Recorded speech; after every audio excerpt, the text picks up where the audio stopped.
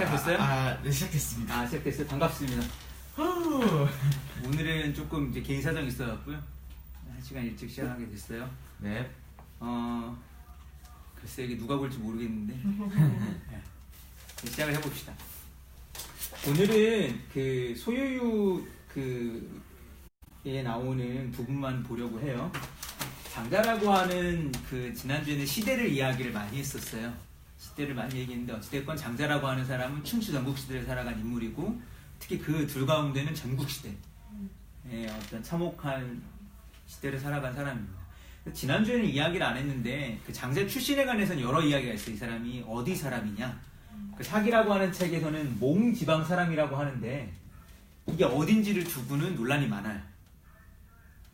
근데 이제 개인적으로는 그 의견을 좀 따르는 편인데 송나라 출신이라고 하는 의견을 좀 따르는 편이에요. 송나라 사람은 옛날 고문에 되게 어리석은 사람으로 많이 나오는데 그 이유 가운데 하나는 망한 나라 사람이었기 때문에 그래요. 그리고 그 당시에 약소국이었기 때문에 아마도 장자가 상당히 그 전쟁의 한가운데서 그런 뭐랄까요? 참혹한 모습 같은 걸 많이 보지 않았을까 추측하기도 합니다.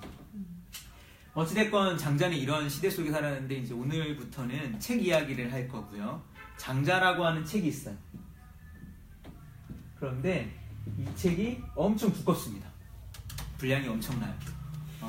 우리가 많이 익히 알고 있는 고전 가운데 상당한 분량을 갖고 있는 텍스트 가운데 하나예요. 예를 들면 논어나 맹자, 노자보다 훨씬 많아요. 양이. 그런데 옛날 책은 이 장자라고 하는 제목이 붙었지만 확실한 건 장자가 쓰지는 않았을 게 확실해요. 왜냐하면 장자 시대에는 책을 쓰겠다는 생각도 없었을 수 있고 그리고 더 나아가서는 장자라는 사람이 그렇게 뭔가 책을 쓰거나 자신의 의견을 글로 남기는데 그렇게 뭔가 관심 있는 사람이 아니었거든요. 그래서 장자라고 하는 책은 장자가 세상을 떠난 뒤 한참 뒤에 만들어졌을 건데요. 아마 그 제자들이 일부 내용을 모았고 그리고 이 책은 더 뒤에 장자를 조금 추종하는 사람들이 한참 시간이 지나서 자신의 의견들을 일부 더하기도 하고 그래서 오늘날 있는 장자는 총 33편이 됩니다. 그런데 사마천이라고 하는 사람의 시대에는 이 장자가 이보다 더 많았대요. 지금 있는 것보다 그냥 아주 쉽게 말하면 2배 정도 분량이 되지 않았을까 싶어요. 그런데 지금 일단 33편이 남아있는 거고 이 33편도 다 장자라고 하는 사람의 생각과 가까운 말이 아니라 크게는 세 부분 나눕니다.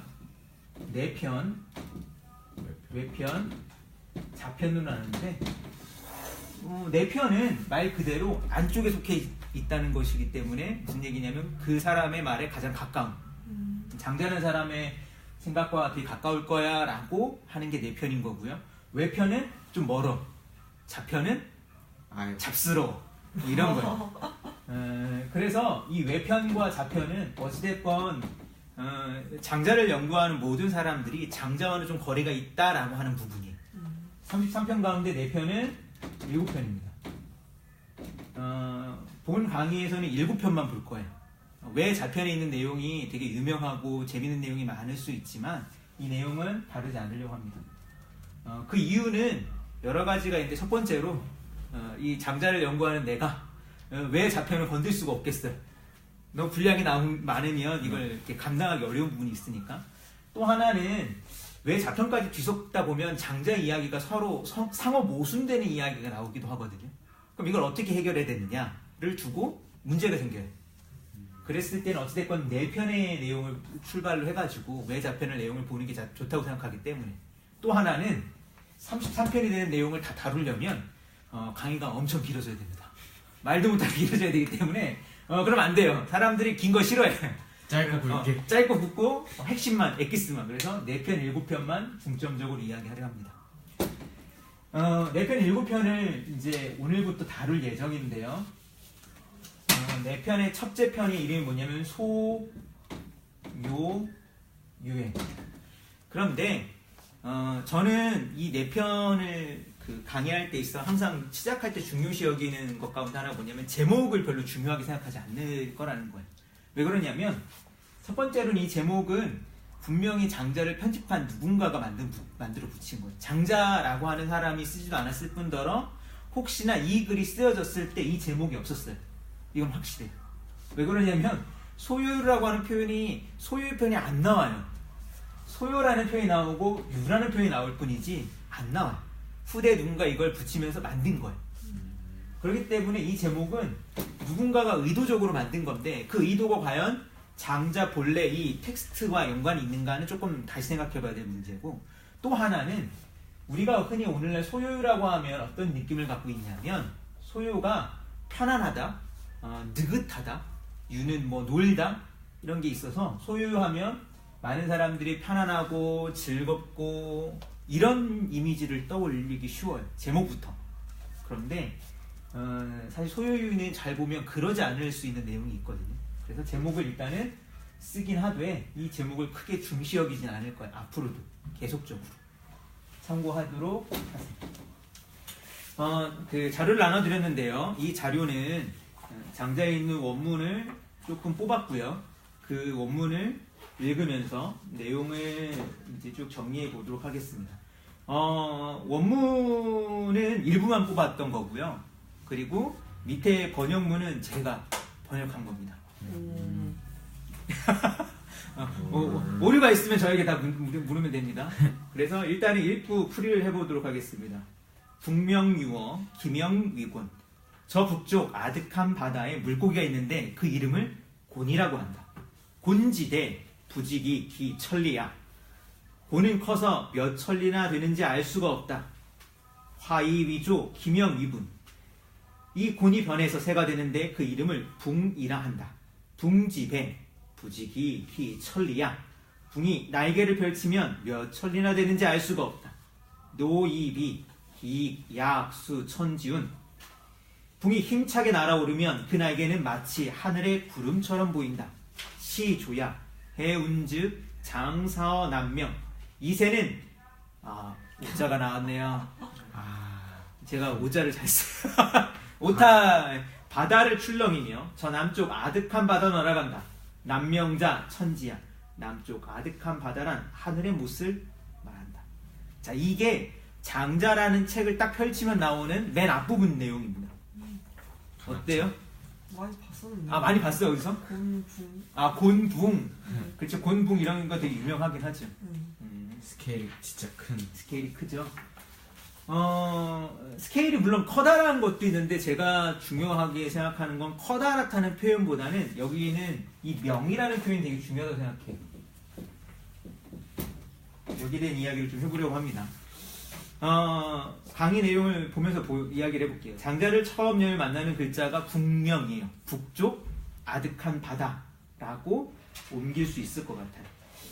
그런데 여기서 생각해야 될 건 뭐냐면 고대 사람들에게 바다라는 건 뭐였을까? 바다. 자, 바다 하면 떠오르는 이미지가 뭐예요? 아무거나 얘기해보세요. 바다. 시원하다. 시원하다. 또 넓다. 넓다. 또 뭐 얘기해보세요. 뭐 바다. 깊다. 깊다. 그럴 수 있지. 시원하다. 그래. 횟감이 떠오르는데. 우리에게 오늘날 바다라고 하는 건 글쎄요, 상당히 물론 가깝진 않지만 그렇다고 엄청 먼 데도 아닌. 그러나 옛날 중국의 바다는 어땠을까? 아까도 얘기했지만 장자가 어디 출신인지가 확실하지 않다고요. 그러나 중요한 건 장자가 바닷가 출신이 아니었을 가능성이 높아요. 네? 그리고 더 중요한 것 중에 하나는 뭐냐면 옛날 사람들이 생각했던 세계관은 천원지방이라는 표현을 씁니다.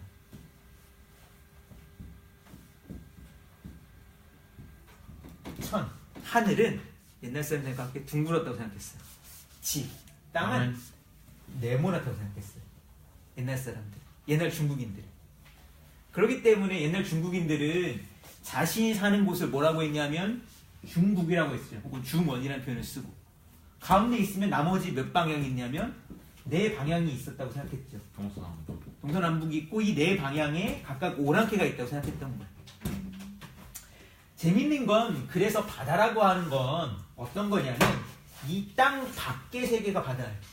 오늘날의 바다는 뭐냐면 땅과 땅 사이에 있는 커다란 물을 바다라고 우리는 생각을 해요. 여러분이 다 아는 지구는 둥그니까 자꾸 걸어나가면 온 세상에 네. 다 만나고 오겠네. 왜? 다 만나고 올 수 있는 거죠. 바다를 건너도 뭐가 있으니까? 땅이 있습니다. 또 다른 대륙이 있으니까. 그쵸? 우리는 그렇게 생각을 하잖아. 근데 옛날의 사람들에게는 그런 생각이 없었을 거라고요. 바다라고 하는 건 뭐냐면 이 땅이 끝난 바깥 지역을 바다라고 했었던 거예요. 그리고 그렇기 때문에 바다는 이 네모난 땅에 속해 있기 때문에 보통 사해라는 표현을 써요.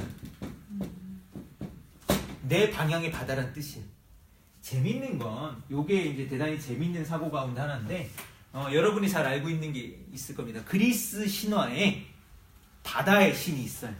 누가 있죠? 포세이돈. 아 포세이돈. 맞아. 포세이돈 몇 명이에요? 한 명. 확실히 한 명이에요? 한 명? 그냥 한 명? 그쵸? 그 형제가 있잖아요. 뭐 있어요? 보통 이제 구름 위에서 이제 올림푸스 산에서 번개를 다루는 제우스, 하늘의 신의 역할을 하고 있고 또 지하에 있는 신이 있잖아요. 하데스.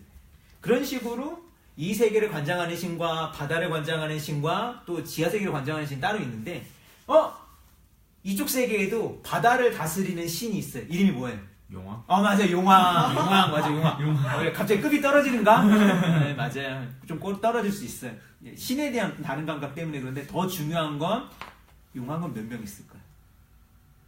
한 명 아니에요? 한 명이 아니라 한 명? 한 명? 용왕은 4명 있어. 방향마다 있고. 남쪽 바다에 용왕도 있고 동쪽 바다에 용왕도 있고 막 이래요. 이건 왜 그러냐면 중국인들이 생각할 때는 우리 세계가 더 중요했기 때문에 그래요. 바다를 먼저 중요하게 생각했으면 바다가 하나라고 생각할 수도 있는데 바다가 4개라고 생각했던 건 뭐냐면 이 세계를 중심으로 바다를 생각했기 때문에 그래요. 바다는 실제로 존재한다라고 하는 어떤 실질적인 뭔가 물리적인 그런 공간이라기보다는 되게 추상적인 거예요. 이 사람들 바다는 끝에가 뭐가 있을지도 모를 뿐더러 바다는 사람들이 살아가는 우리가 살아가는 이 세계를 끝나는 곳이 바다가 시작하는 곳이고 그럼 바다 끝에는 끝이 끝이 있는 게 아니에요. 그냥 바다는 그냥 끝이에요. 바다가 그냥 끝인 거예요. 무슨 얘기인지 알겠어요? 그러니까 오늘날 우리랑 세계 관념이 다르다고. 그렇기 때문에 이 바다라에서 뭔가 출현했다라고 하는 건 되게 중요하다고 저는 생각을 해요. 뭔가 알 수 있는 세계에서 뭔가 튀어나오는 게 아니라 알 수 없는 세계에서 뭔가 튀어나오는 거예요. 더 중요한 건 어느 쪽 바다냐면 북쪽 바다예요. 왜 하필 북쪽이었을까? 왜 하필? 가장 신경을 안 써서. 그럴 수 있어요. 왜냐하면 중국 사람들에게 어디가 가장 익숙해요? 바다는 사실은 이 사람들 입장에는 동쪽 바다, 우리나라 입장에서는 서쪽 바다가 가장 익숙한 바다예요. 보통 이제 중국은 이제 그 서쪽이 높고 동쪽이 낮다고 그래가지고 보통 이제 서북 쪽이 높고 동남 쪽이 낮아서 대부분의 강이 이런 식으로 흘러요. 그렇기 때문에 모든 물들이 흘러가는 바다가 동쪽 바다. 그리고 좀 있으면 남쪽 바다도 생각할 수 있을 거예요. 그럼 생각해보세요. 북쪽 바다라는 게 옛날 이 사람들이 어떤 이미지였을까? 그러니까 오늘날 우리가 북쪽 바다 하면 뭐가 떠오르냐면 아마도 우리는 방위관념을 가지고 있지만 더 중요한 건 방위관념보다 더 중요한 건 지도라고 하는 거를 통해서 우리는 방향을 생각해요. 북쪽 바다 하면 북극해 이런 게 떠오르지 않아요? 북해 정도. 막 이런 쪽. 근데 옛날 사람들이 그렇지 않다고요. 세상은 네모나다 생각했고 바다는 막막하고 낯선 곳이었으며 더군다나 북쪽은 더 막막하고 신경 쓰지 못하는 곳이에요. 중국인들에게 북쪽이라고 하는 건 북방 오랑캐가 들글거리는 그리고 하다못해 오랑캐가 없다고 하더라도 자 남쪽으로 가면 어떤 느낌이 들까요? 따뜻해요. 또 먹을 것도 많고요. 또 낮잠을 잘 수 있을 것 같고요. 그죠? 북쪽으로 가면 어떨 것 같아요? 추워요. 추워요. 황량해요. 광야다. 그런 이미지가 있다고. 이게 되게 중요한 이미지라고 생각해요. 북쪽 바다에서 출발했다는 거. 장자라고 하는 책이 북명, 북쪽 바다. 북쪽 황량한 느낌으로부터 장자는 출발하는 거예요. 막막하고 황량하고 낯선 곳으로부터 출발해요. 명이라고 하는 글자는 상당히 중요한데 물론 이걸 바다라고 해석했지만 원문에 보면 이 명자는 바다라고 번역되긴 하나 원래 바다라는 뜻보다는 막막하다, 아득하다는 뜻에 가까워요. 그래서 주석가들은 이 명을 현자랑 붙여서 현명이라는 표현을 쓰기도 해요. 현이라는 표현은 우리가 많이 들어봤어요. 거물현. 아, 어디서 나와요? 거물현 하니까. 천자문. 아, 천자문. 천자문 해봅시다. 하나, 둘, 셋, 넷. 하늘천 따지 거물현 누룽마 지부집주 넓을현 거칠황. 넓을홍, 거칠황. 넓을홍 거칠황. 그 다음에는 아하하하. 잘 모르죠? 근데 이게 원래 네 글자씩이 떨어지는 식구인데 그래서 259가 되는 거예요. 천자문이 맞지? 4 네. 곱하기 250은 천. 처음 맞죠? 자, 처음 시작하는 거 보면 천지현황이에요. 천지현황. 하늘천 따지 거물현 누루황. 무슨 뜻이냐면 천은 현하고 지는 황하다는 뜻이에요. 풀이가 되지 그러면. 하늘천, 하늘은 거물현. 하늘 어떤? 검고. 땅은 노랗다. 누렇다. 땅이 누렇다라고 하는 거는 어때요? 이해가 되죠. 왜냐면 뭐 비옥한 땅이 원래 조금 이게 누런 색깔이 흑 색깔이 그렇잖아요, 그렇지? 응? 그렇죠. 흑 색깔이 푸른색의 흑 색깔이라고 생각해 보세요. 어떨 것 같아요? 아니 누가 예를 들어 빨간색의 흑 색깔이 있는데 이제 지불지이라고 한다면 흰색이라면 검은색이라면 물론 뭐 이렇게 다른 지역에 가면 검은색이 되게 또 좋은 흙이 있기도 해요. 근데 일단 옛날 사람들에게 흙은 누렇다는 관념이 있었을 거예요.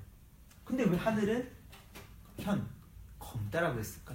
밤에 봤을 건가? 밤에 와서 근데 왜 땅은 누렇다고 했을까? 왜 그랬을까? 사실 이거는 검다라기 우리는 이렇게 검다라고 하지만 이 현자는 흑색이랑 달라요. 흑색의 반대는 흰색이잖아. 백색. 이 현자는 흰색의 반대가 되는 검은색이 얘기하는 게 아니에요. 옛날 사람들은 가물현 이렇게 하기도 했어요. 감다. 얘기는 오늘말로 하면 컴컴하다. 그래서 어떤 사람은 그렇게 얘기해요. 이 흑색은 블랙이라면 이 현은 다크라. 캄캄하다. 캄캄하다. 바다가 캄캄하기도 해요. 바다가. 물론 난 못 가봤지만 어느 바다에 가면 뭐 발가락도 이렇게 반짝반짝 비치고 그런 바다가 있다고 하지만 바다가 캄캄하기도 해요. 언제 캄캄하죠, 바다는? 심해? 깊은 바다 가면. 바다 색깔은 푸른색도 있지만 어떤 색도 있냐면 컴컴한 색도 있는 거예요. 하늘도 마찬가지라. 하늘도 컴컴하다. 그 컴컴하다는 건 뭐냐면 끝을 알 수 없다는 뜻이기도 해요. 막막하다. 컴컴하다.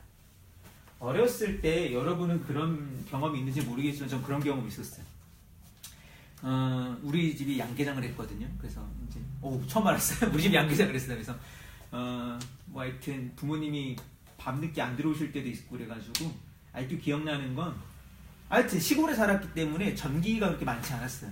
그래서 화장실을 가나 혹은 어디 가려고 밤에 어디는 후레쉬라고 손전등보다 큰 거 있어요. 이렇게 손전등보다 있다가 그걸 이제 비추고 가는 거야. 그런데 어렸을 때 그런 궁금한 게 생겼었어요. 뭐냐면 후레쉬가 이렇게 비치면 저기까지 비치잖아요. 더 비추면 더 멀리까지 비추는데 이게 어디까지 비출 수 있을까? 그래서 아직도 기억나는 게 후레쉬를 하늘로 비춰봤었던 게 기억나요. 하늘을 비추면 이 빛이 어디까지 갈까? 근데 어디까지 가는 게 보일까 안 보일까요? 안 보이지. 안 해봤지만 알고 있죠. 나는 그래서 한참을 기다리면 달 표면이 보일까 막 이러면서 어렸을 때 막 기다리고 있었는데 안 보여. 왜 그러냐면 하늘은 컴컴한 공간이기 때문에 그래. 빛을 다 먹어버리는 모든 것들을 다 집어삼킬 것 같은 깊이를 알 수 없는 곳이 하늘이라. 하늘은 끝이 어딜까? 물론 오늘날 이런 질문하면 조금 머리가 굵은 청소년들이 이렇게 대답합니다. 성층권 바깥에 넘어가면 이제 하늘이 아닌가요? 뭐 이러고 오존층 넘어가고 대기권 쭉 끝나면 그때부터는 우주겠지요.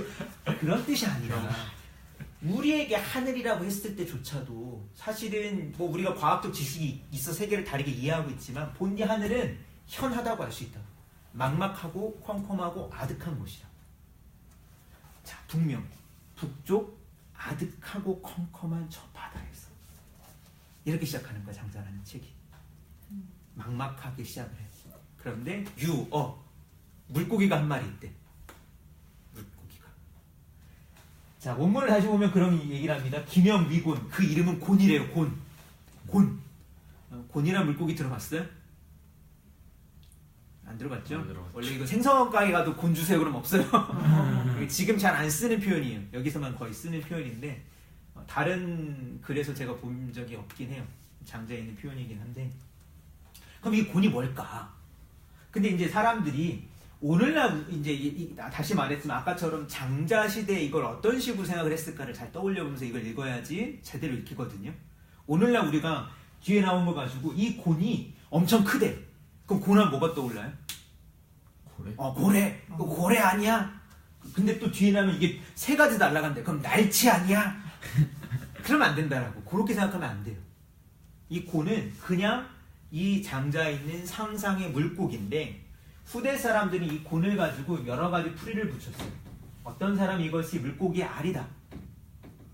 어떤 사람이 이것이 작은 물고기다. 혹은 어떤 사람은 새끼 물고기다. 이렇게 풀이하게 됐어요. 중요한 건 알이건 작은 물고기건 새끼 물고기건 이 곤은 본디 크다고 하는데 어울리지 않는 거라는 게 중요해요. 장자는 이렇게 이상한 표현을 많이 써요. 예를 들면 오늘날 감각으로 조금 그게 어울릴지 모르겠지만 이런 식이에요. 여러분이 알고 있는 작은 물고기 뭐 아무거나 이렇게 보세요. 되게 작은 물고기. 멸치? 멸치? 먹는 걸 얘기하는 거요. 멸치 또 뭐가 있어요? 피라미? 피라미? 그래? 우리 집엔 구피 있는데 구피. 구피. 요만한 태어나면 요만해요. 저기 북쪽 아득한 바다에 구피 한 마리가 있는데 너무 대비되는 거 아니야? 근데 이 대비를 잘 생각해야지 장자가 의도한 바를 알 수 있을 거라 생각해. 아니 좀 뜬금없잖아. 뭐 갑자기 스킵 빠 하는데 갑자기 피레미 딱 한 마리. 근데 갑자기 또 그게 몇 천리가 되는지를 알지 못하겠다. 근데 이 표현이 되게 재밌는 게 몇 천리라고 하는 표현이 되게 중요해요. 오늘날 우리는 아까도 얘기했지만 옛날 사람과 다른 감각이 있어갖고요. 숫자 감각도 우리는 커요. 혹시 알아요? 옛날 사람들은 숫자를 어디까지 했을까? 생각해 본 적 있어요? 한자가 있는 것 봐서는 조? 조까지 셌겠다? 경까지 셌겠다? 한자가 있으니까 그렇지 않을까요? 그래요? 나도 그게 궁금해요. 정확히는 모르겠어요. 근데 오늘날 보면 옛날 사람들은 백두 천도 많다고 생각했어요. 천배 백배 그러잖아요. 그렇잖아요. 그렇죠. 백배 천배 그러면 되게 많다는 뜻이라고요. 응? 만배까지도 안 가. 근데 오늘날 백배는 금방 해요. 100원에 백배는 만원. 그렇잖아. 우린 백배를 금방 생각한다고. 더군다나 숫자는 우리는 너무 큰 숫자를 이제는 이제 뭐 고등학교 되면 엄청 큰 숫자를 다루는 법을 알고 있죠. 제곱. 예를 들면 10에 이렇게 하면 엄청 크다 이렇게 생기잖아. 예를 들면 그런 식으로 우리는 엄청 큰 숫자를 해요. 그리고 거리도 마찬가지고 미터 다음에 마일. 킬로미터 다음에는 뭐 몇천 킬로미터 더 나오면 뭐 광년 뭐 이렇게 되잖아요. 그러니까 엄청난 거리를 우리는 헤아릴 수 있는 능력이 있어요. 그러나 옛날에는 그런 걸 헤아리지 못하기 때문에 몇 천리라는 표현을 썼는데 이건 진짜 까마득한 표현이에요. 근데 쓸 수 있는 최대한의 표현을 쓰는 거야. 왜? 우리나라를 뭐라고 하면 몇 천리 반도 금수강산? 삼천리. 삼천리 반도 금수강산 이런 얘기죠. 아니 우리나라가 삼천리라는데 요놈의 물고기가 몇 천리가 되는지 알지 못하겠대. 우리나라만 하는 거. 그러면 이거는 옛날 사람들이 뭐냐면 헤아릴 수 없는 크기라는 거예요. 헤아릴 수 없는 크기. 그렇기 때문에 중요한 표현이 뭐냐면 이 표현이에요. 부지. 알지 못한다. 모르겠다. 뭔가 아득하고 까마득하고 막막한 공간에서 튀어나온 존재가 모르겠다고. 얘가 얼마가 되는지. 근데 이놈이 또 뭐로 변한대? 새로 변한대. 슝 날아가. 이 새는 또 얼마나 클까? 이 새가 날개를 펼치면 몇 천리가 되는지 또 알지 못하겠대. 장자는 처음에 이렇게 막막하고 까마득한 이야기로부터 출발해요. 왜 이런 식으로 출발했을까? 왜 이런 내용을 담았을까? 저는 그렇게 생각해요. 장자가 어떤 식의 사람들의 상상을 자극하고 우리의 생각을 깨뜨리는 이야기를 하고 싶어서 이 이야기를 하지 않았나 싶어요. 우리가 생각하는 것과는 좀 다른 감각으로 출발하길 바라는 마음에서 이런 출발했다라고 생각하는 거죠. 3페이지를 보겠습니다. 3페이지를 보면 장자에 나오는 표현이 또 있습니다. 읽어볼게요. 그리고 제가 풀어보겠습니다. 야마야 지네야 아지랑이나 티끌 생물지 이식 상취야 살아있는 것들이 24시여 생기는 것이지 천지창창 저 파란 하늘은 기정색이야 본디 제 빛깔일까 기원이 무소 지극이야 아니면 멀어서 가 닿을 수 없기 때문에 저렇게 보이는 걸까 기시하야 저 위에서 아래를 보는 것도 역약시직이에 이렇겠지. 저는 장자를 읽으면서 가장 충격을 먹었던 부분 가운데 하나가 여기에요. 천지창창 하늘은 푸르고 푸른데 그것이 본디 색깔일까? 이제 뭐 여러분이야 뭐 학교를 다니고 뭐 다른 여러 책을 읽었기 때문에 알겠지만 하늘은 원래 무슨 색깔이에요? 검은. 하늘은 원래 검은 색깔이에요? 그래서 거기다 하얀색 하면 이제 회색이 되나요? 하늘은 원래 무슨 색깔이에요? 하늘. 똑같아요. 하늘이라고 하는 걸 여기 좀 아세요? 물은 원래 무슨 색깔이에요? 투명. 색깔이 없잖아요. 근데 바다는 왜 파랗죠? 그게. 그게 그런가요? 물은 원래 색깔이 없는데 바다는 왜 그런가요? 거기 플랑크톤을 많이 풀어서 그런가요? 적당히 녹조가 섞여서 그런가요? 빛이 산란되시기 때문인 거죠. 빛이 일부가 우리의 시각에 들어오는 빛이 일부만 들어오는 거죠. 빛이 산란이라 그래서 빛이 뭐 여러 가지 색깔로 구분되는데 퍼져서 일부 색깔만 우리에게 들어오기 때문에 하늘도 마찬가지로 푸르게 보이는 이유가 하늘이 원래 색깔이 당연히 없죠. 왜? 뭐가 색깔이 없으니까? 공기가 색깔이 없으니까. 공기가 두텁게 쌓인 게 하늘인데 하늘에는 색깔이 없다고요. 근데 왜 우리는 파랗게 볼까? 라고 지금 장자가 질문하는 거예요. 되게 훌륭한 사람이지.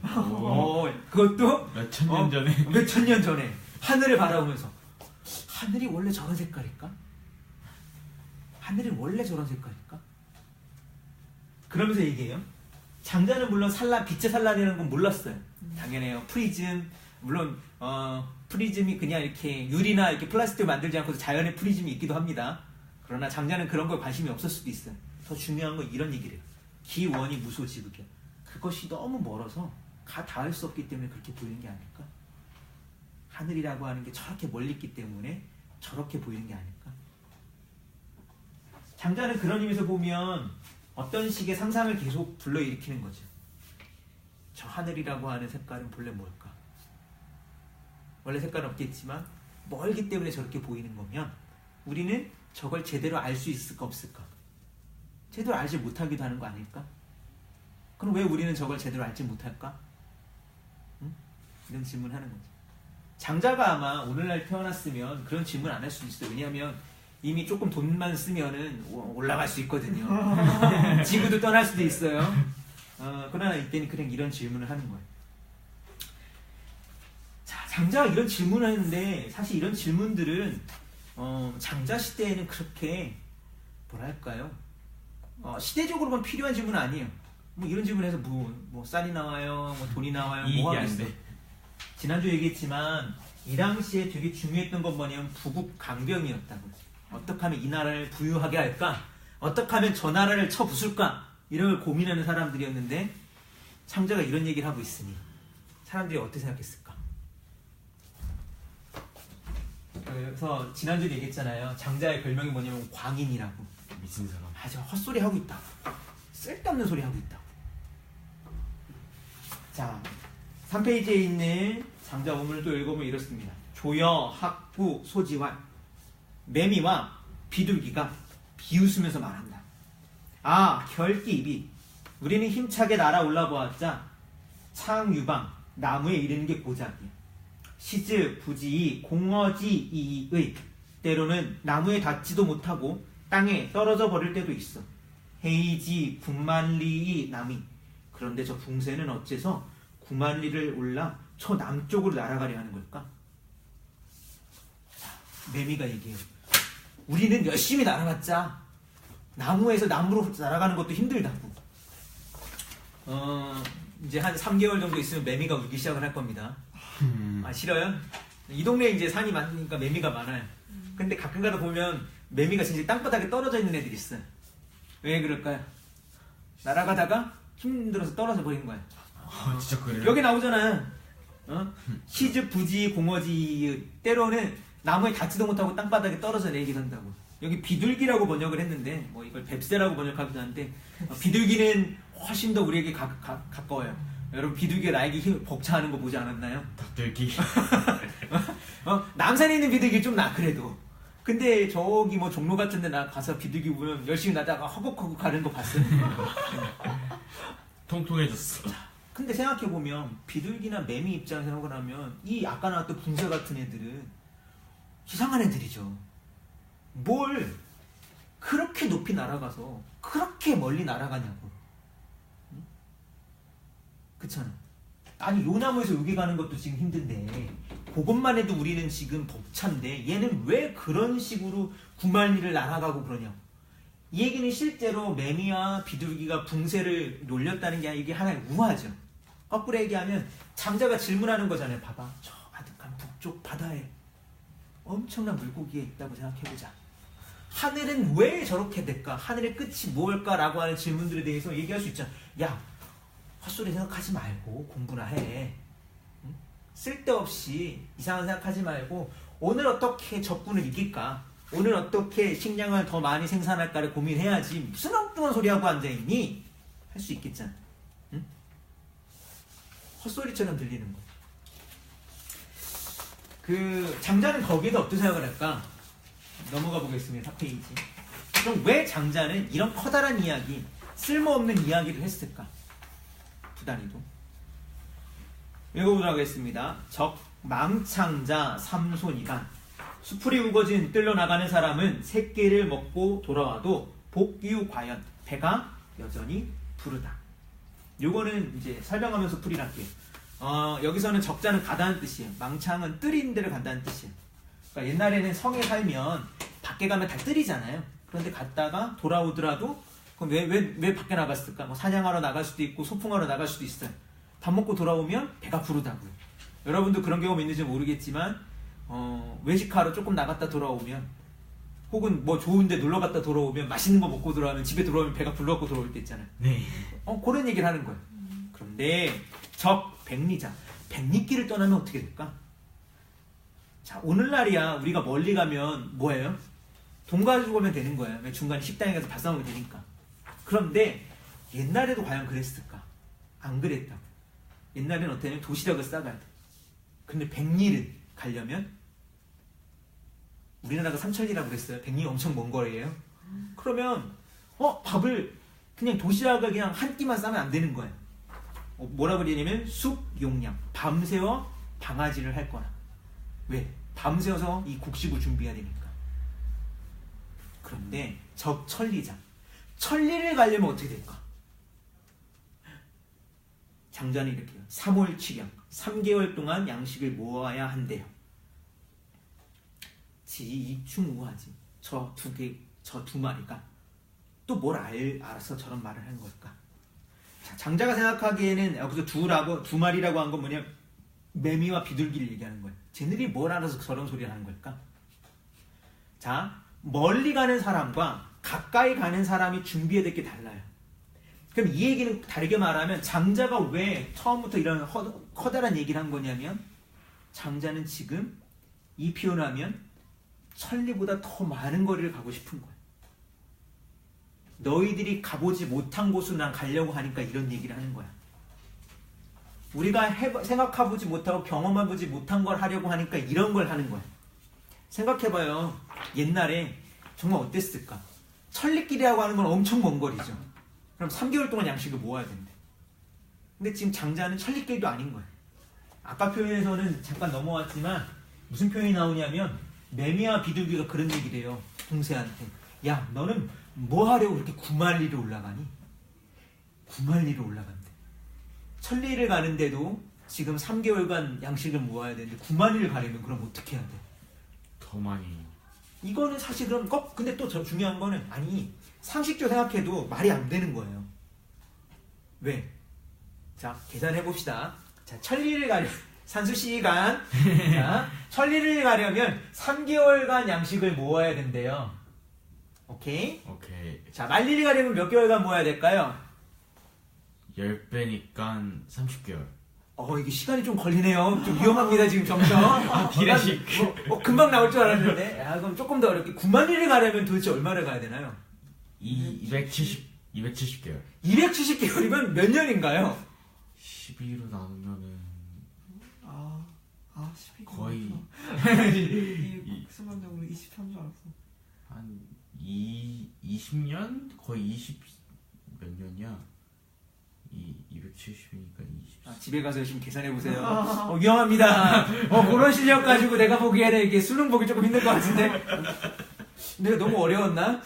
암산으로 하니까 힘들어. 뭐 이렇게 루트 좀 들어가고 이래야지 계산이 되나? 이거 너무 어려운가?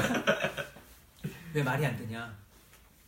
아니, 식량을 20년 동안 모은다는 게 말이 돼요? 아니, 첫 번째, 모을 수도 없을 뿐더러, 응?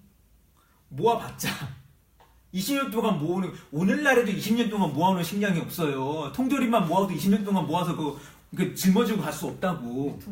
유통기한이랑 식량에서 하니까. 그럼 거꾸로 하면 이거는 사실 준비할 수 없는 거리.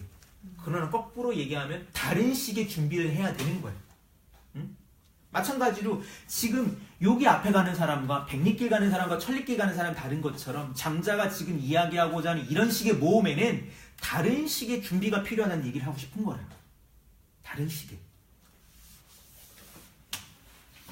그 다음 얘기를 하는 게 이렇습니다. 소지, 불급, 대지, 소년, 불급, 개년. 소지, 작은 알은 커다란 알에 미치지를 못하고 작은 삶은 커다란 삶에 미치지를 못한다. 해이직이었냐? 어째서 그러할까? 조균, 부지, 회삭. 아침에 피어나는 버섯은 석 달 금음을 알지 못한다. 해고, 매미는 부지, 춘추. 봄과 가을을 알지 못한다. 차, 소년이야. 이것이 작은 삶이다. 그렇죠. 여러분 그런 유머 들어봤어요? 어느 날 하루살이가 매미를 만났어요. 하루살이가 친구랑 이제 작별합니다. 저녁에. 잘 가 친구야. 근데 매미는 기뻐하면서 우리 오늘 되게 재밌었으니까 내일도 또 만나자. 하루살이 어땠을까요? 내일이 뭐야? 그치. 물론 하루살이가 하루만 살지는 않는다고 합니다. 근데 말대로 하자면 하루살이에게 내일은 뭘까? 내일 만나자는 말은 뭐였을까? 자, 매미가 비둘기랑 재밌게 놀았어요. 비둘기가 얘기해요. 미안, 나 오늘은 어디 가봐야 되는데 멀리 좀 갈 것 같아. 우리 내년에는 만나면 꼭 다시 한번 놀자. 매미가 그 얘기를 얘기할까요? 어디야? 예를 들어 매미가 자, 이제 저희 집 앞에 나무가 있어요. 나무가 되게 우거지고 봄에 이제 벚꽃이 펴요. 그리고 7월 되면 매미가 엄청나게 울어대요. 얘기를 해줘요, 매미한테. 자, 매미야, 사실 이 나무는 벚나무야. 벚나무는 꽃이 엄청 예쁘게 피는 나무란다. 이해를 할까? 은행나무가 있어요, 매미에게. 은행나무가 있잖아요, 저기 남산 소월길에. 매미한테 얘기해. 매미야, 매미야, 이 나무는 은행나무인데 가을이 되면 은행이 졸라 많이 떨어져갖고 밟으면 냄새가 엄청나. 지금은 나무 색깔이 가서 얘 노란 색깔로 변한다라고 하면 매미가 알 수 있을까? 이해 못할 거라고. 이해 못할 거라고. 이게 소면이라는 표현을 써요. 나는 작은 삶이라고 풀었는데 이거는 뭐냐면 수명이 짧다는 얘기기도 하지만 삶 자체가 갖고 있는 폭이 작다는 것이고, 그것은 다른 말로 하면 그가 알고 깨우치는 것도 작다는 거예요. 지금 장자가 얘기하고 싶은 거는 이런 작은 것이 아니에요. 커다란 것이. 근데 여기서 또 하나 주의할 건 뭐냐면 이런 표현을 썼어요. 대지라고. 커다란 알문이라는 표현을 썼는데, 그러면서 보면 이 커다란 알문 얘네들에겐 도저히 알 수 없는 것이기도 하지만 중요한 건 뭐냐면 또 이 대자라는 게 크다라고 하는 것만 갖고 가면 안 돼. 자, 기억하고 보면 뭐냐면 맨 장자 처음에 뭐라고 그랬어요? 저 북쪽에 아득한 바다에 물고기 한 마리가 있는데 그 놈이 큰데 얼마큼 크다고요? 몇천 리. 모르게 크다. 얼마가 되는지를 모르게 크다. 장자는 그런 의미에서 크다라고 하는 얘기를 하고 싶은 장자의 크다는 표현은 이것은 무엇보다 크다는 표현이 아니라는 걸 주의할 필요가 있어요. 장자 안에서. 이건 그냥 큰 거예요. 너무 크다는 거. 말할 수 없이 크다는 거. 상상할 수 없을 만큼 크다는 거야. 당연히 그렇기 때문에 이 대지는 다른 표현을 하면 부지라고도 얘기할 수 있어요. 알 수 없는 세계에 관한 얘기를 하는 거예요. 그쵸? 뭔가 우리는 이 세계의 크기에 따라서 보는 게 다르죠. 매미에게 봄과 가을을 얘기해 줄 수 없어요. 하루살이에게 내일을 얘기해 줄 수 없는 것처럼. 읽어보겠습니다. 그 다음 초지 남유 명령자, 초나라 남쪽에 명령이란 나무가 있다. 이 500세 위춘, 500세 위추, 500년을 봄으로 하고 500년을 가을로 한다. 나무의 나이는 뭐로 계산합니까? 나이테. 나이테죠. 나이테는 어떻게 만들어지죠? 커지면서. 이 봄, 여름, 가을, 겨울을 지나면서 이게 제가 맞을 거예요 아마. 네. 나무가 살이 찌는 게 아니라요. 나무가 이렇게 봄, 여름, 가을, 겨울을 지나면서 철을 따라 이렇게 라인이 생기는 거죠. 봄, 여름, 가을, 겨울 하나가 나이테가 만들어지는 거예요. 그렇기 때문에 어느 지역에 가면 이제 계절 변화가 적은 데 가면 나이테가 잘 안 나타난다는 얘기도 있더라고요. 자, 근데 이 명령이란 나무는 500년이 봄이고 500년이 가을이래요. 그럼 이 명령이란 나무의 나이테 하나의 사이클은 몇 년이에요? 500? 이거 되게 위험한데. 자, 다시. 네. 아니 이게 너무 쉬운 계산인데 지금 이렇게 너무 어려우면 안 돼요. 500년을 봄, 500년을 가을로 하는 이 나무의 나이대 하나는 몇 년일까요? 나이대 하나가 새겨질 때 1년. 1년? 아니. 다시 해보겠습니다. 다시. 나이테라고 하는 것은 봄, 여름, 가을, 겨울이 지나면서 계절이 달라지는 흔적이 남는 거죠. 네. 맞죠? 네. 나이테는 살이 쪄 생기는 게 아니에요. 자, 그렇다면 500년을 봄으로 500년을 가을로 삼은 나무의 이 나이테 하나가 몇 년을 가리키냐고. 12달이었다면 우리에게는, 이 나무에게는 500 곱하기 12. 500 곱하기 12? 사계절이잖아. 사계절이면 안 만들어지지 너무 제가 되게 쓸데없는 질문한 건가요? 아니, 하고 싶은 얘기는 뭐냐면 우리에게는 12달이라고 하는 사이클이 1년이라고 하지만 이 나무는 1년이 아니라 500년이 봄, 500년이 가을이면 몇 년이면 1000년의 사이클을 갖고 있는 거예요. 그럼 이 나무는 도대체 몇 천 년을 사는 나무인지를 가늠하지 못하겠죠.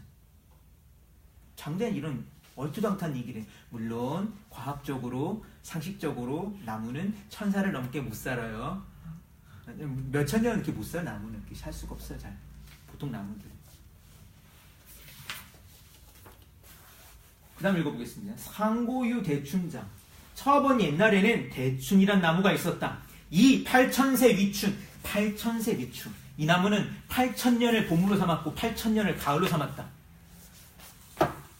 자, 청소년 여러분, 이 나라의 기틀이들 청소년 여러분, 적어도 우리는 계산은 잘해야 되겠죠? 자, 다시 한번 질문을 가겠습니다. 네. 대춘이라고 하는 나무는 이렇게 수능 문제를 생각하고 수리 논술이라고 생각을 하고, 네. 자, 8000년을 봄과 8000년을 가을로 삼았다는 이 대춘이라는 나무의 나이테는 몇 년을 만들어졌을까요? 16,000. 오! 동동댕! 훌륭합니다. 오, 대단해. 근데 이것도 말이 안 되잖아. 그럼 이 나무는 도대체 몇만 년 된 나무라는 거야. 사실 장자에 나오는 이 수학의 표현을 수학적으로 이해하면 안 돼, 원래는. 왜냐면 헤아릴 수 없다는 얘기를 굳이 하고 싶어서 이런 표현을 쓰는 거야. 실제로 존재하지도 않을 뿐더러 우리는 그런 나무를 만날 수도 없어요. 왜? 인간의 역사가 시작된 지 10,000년이 넘지 않은 것 같은데, 아니 기록된 역사 말고는 선사시대니 뭐 이렇게 엄청나게 가야 된다고. 근데 그것도 몇 사이클이 돼야지 나무가 나이테 하나만 생길 수는 없어요. 갑자기 나무가 뿅 나타나서 나이테 하나 딱 만들 수 없잖아. 이상한 존재를 얘기해. 자, 그 다음 읽어보면 이렇습니다. 팽조, 내금, 이구, 틈. 그런데 지금 팽조라는 사람이 오래 살았다고 해서 유달리 소문나고 있다. 중임 필지. 많은 사람들이 그와 견주려고 하니 불협비호. 이거 참 안타까운 일 아닌가? 전설에 의하면 팽조는 수백 년을 살았다고 하는 인물이에요. 근데 장자가 보기엔 그런 얘기를 하는 거예요. 자, 지금 두 가지의 대비가 나왔어요. 대지불급 소지라는 표현이 나왔고 대년불급 소년이라는 표현이 나왔어요. 자, 소년은 예를 들면 장자에겐 그런 거예요. 매미나 메추라기 같은 애들이 소년이에요. 작은 삶이에요. 대년은 명령이나 대충 같은 거예요. 자, 장자는 지금 이런 얘기를 들려주고 싶은데 사람들은 겨우 몇백 년 살았다고 하는 팽조 같은 사람들을 얘기를 가지고 나도 그 정도 되면 좋겠다라고 하고 있다. 그거가 장자가 생각하기에는 안타깝다. 왜? 꼴랑 그거밖에 생각하지 못하니까. 그런데 다시 말하지만 장자는 그렇다면 몇천 년 살고 몇만 년 사는 얘기를 하고 싶은 게 아니에요. 이것은 지금 삶을 통해서 비유가 됐지만 결국은 요 문제를 다루고 싶은 거예요. 삶의 문제, 깨우침의 문제라고. 어떤 사람들은 요 정도만 보려고 한다. 요 정도라고 생각을 한다고, 세계가. 그런데 우리는 정말 더 크게 알 수도 있고 더 큰 생각을 할 수도 있는데 사람들은 모른다. 헤아릴 수도 없는 생각을 할 수도 있을 텐데 사람들은 모른다. 정말 큰 것, 우리가 알 수 없는 것들 한번 상상해 볼 수도 있지 않냐. 왜 이런 얘기를 했을까? 그 이유 가운데 하나는 그 밑에 5페이지에 있는 인용문을 소개해야 될 것 같습니다. 고, 부, 지, 효, 일관. 무릇 알미 어느 관직을 맡을만 하거나 행비, 일양, 행실이 한 고우를 다스릴만 하거나 덕, 합, 일군, 덕이 군주를 섬길만 하거나 이, 진, 일국자, 나라를 다스릴 만한 사람은 기, 자시야. 그 스스로 보는 것이 역, 약, 차의. 마치 이와 같을 것이다.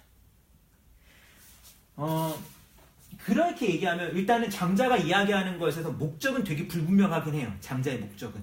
그러면 우리는 그렇게 얘기할 수 있겠죠. 그럼 장자 너 뭔 얘기하고 싶은 거냐고. 근데 자꾸 장자가 나는 뭘 얘기하고 싶은 거냐고 얘기해? 큰 거 얘기하고 싶은 거라고 하잖아요. 근데 크다고 하는 거는 무엇보다 큰 게 아니라 뭐라고 그랬어요? 아주 큰 거라고 했잖아요. 절대적 큰 거. 무엇보다 크다는 게 아니라 그냥 큰 거고, 이걸 다른 말로 바꾸면 어떤 거라고 그랬죠? 크다를 다른 말로 바꾸면? 셀 수 없다. 알 수 없다. 알 수 없다. 그럼 짜증이 나지. 너 뭐 얘기한 거야? 큰 거 얘기하고. 그래, 뭐 얼마큼 큰 건데? 모를 만큼 큰 거. 그럼 꺾고 너는 뭔 얘기하고? 난 알 수 없는 걸 얘기하고 싶은 건데? 그럼 되게 짜증나게 듣는 사람이죠. 알 수 없는 거를 뭐하러 얘기해? 이럴 수 있잖아. 그런데 물론 그 얘기는 접어두고 하나 뒤로 밀어볼게요. 장자가 비판하는 건 분명해요. 작은 안들, 작은 삶들을 비판해요. 자기 세계 밖의 거를 못 보는 것, 자기와 다른 무언가를 못 보는 존재들 얘기하는데 구체적으로 누굴 갖고 얘기한 거냐? 여기 나와 있는 거야. 내 능력을 가지고 고을 하나를 다스려 보려고 하는 사람, 나아가서 한 나라의 재상이 돼보려는 사람, 군주가 돼보려는 사람들 같은 애들은 이런 애들이라고. 스스로 보기에 요거 정도밖에 못 보는 거야. 장자는 명확하게 비판하고 있는 거예요. 자신이 어느 정도 쓰이겠다라고 자신의 용도를 국한하거나 자신의 삶을 하나로 제한하는 사람들이라고 했을 때 그 사람들은 그런 사람들이 나는 이러이러한 사람이 되어야지 라고 한 특정 목적을 갖고 있는 사람들. 물론 답답하겠죠. 그쪽에서 보면. 아니 그럼 너 무슨 얘기를 하고 싶은 건데? 응?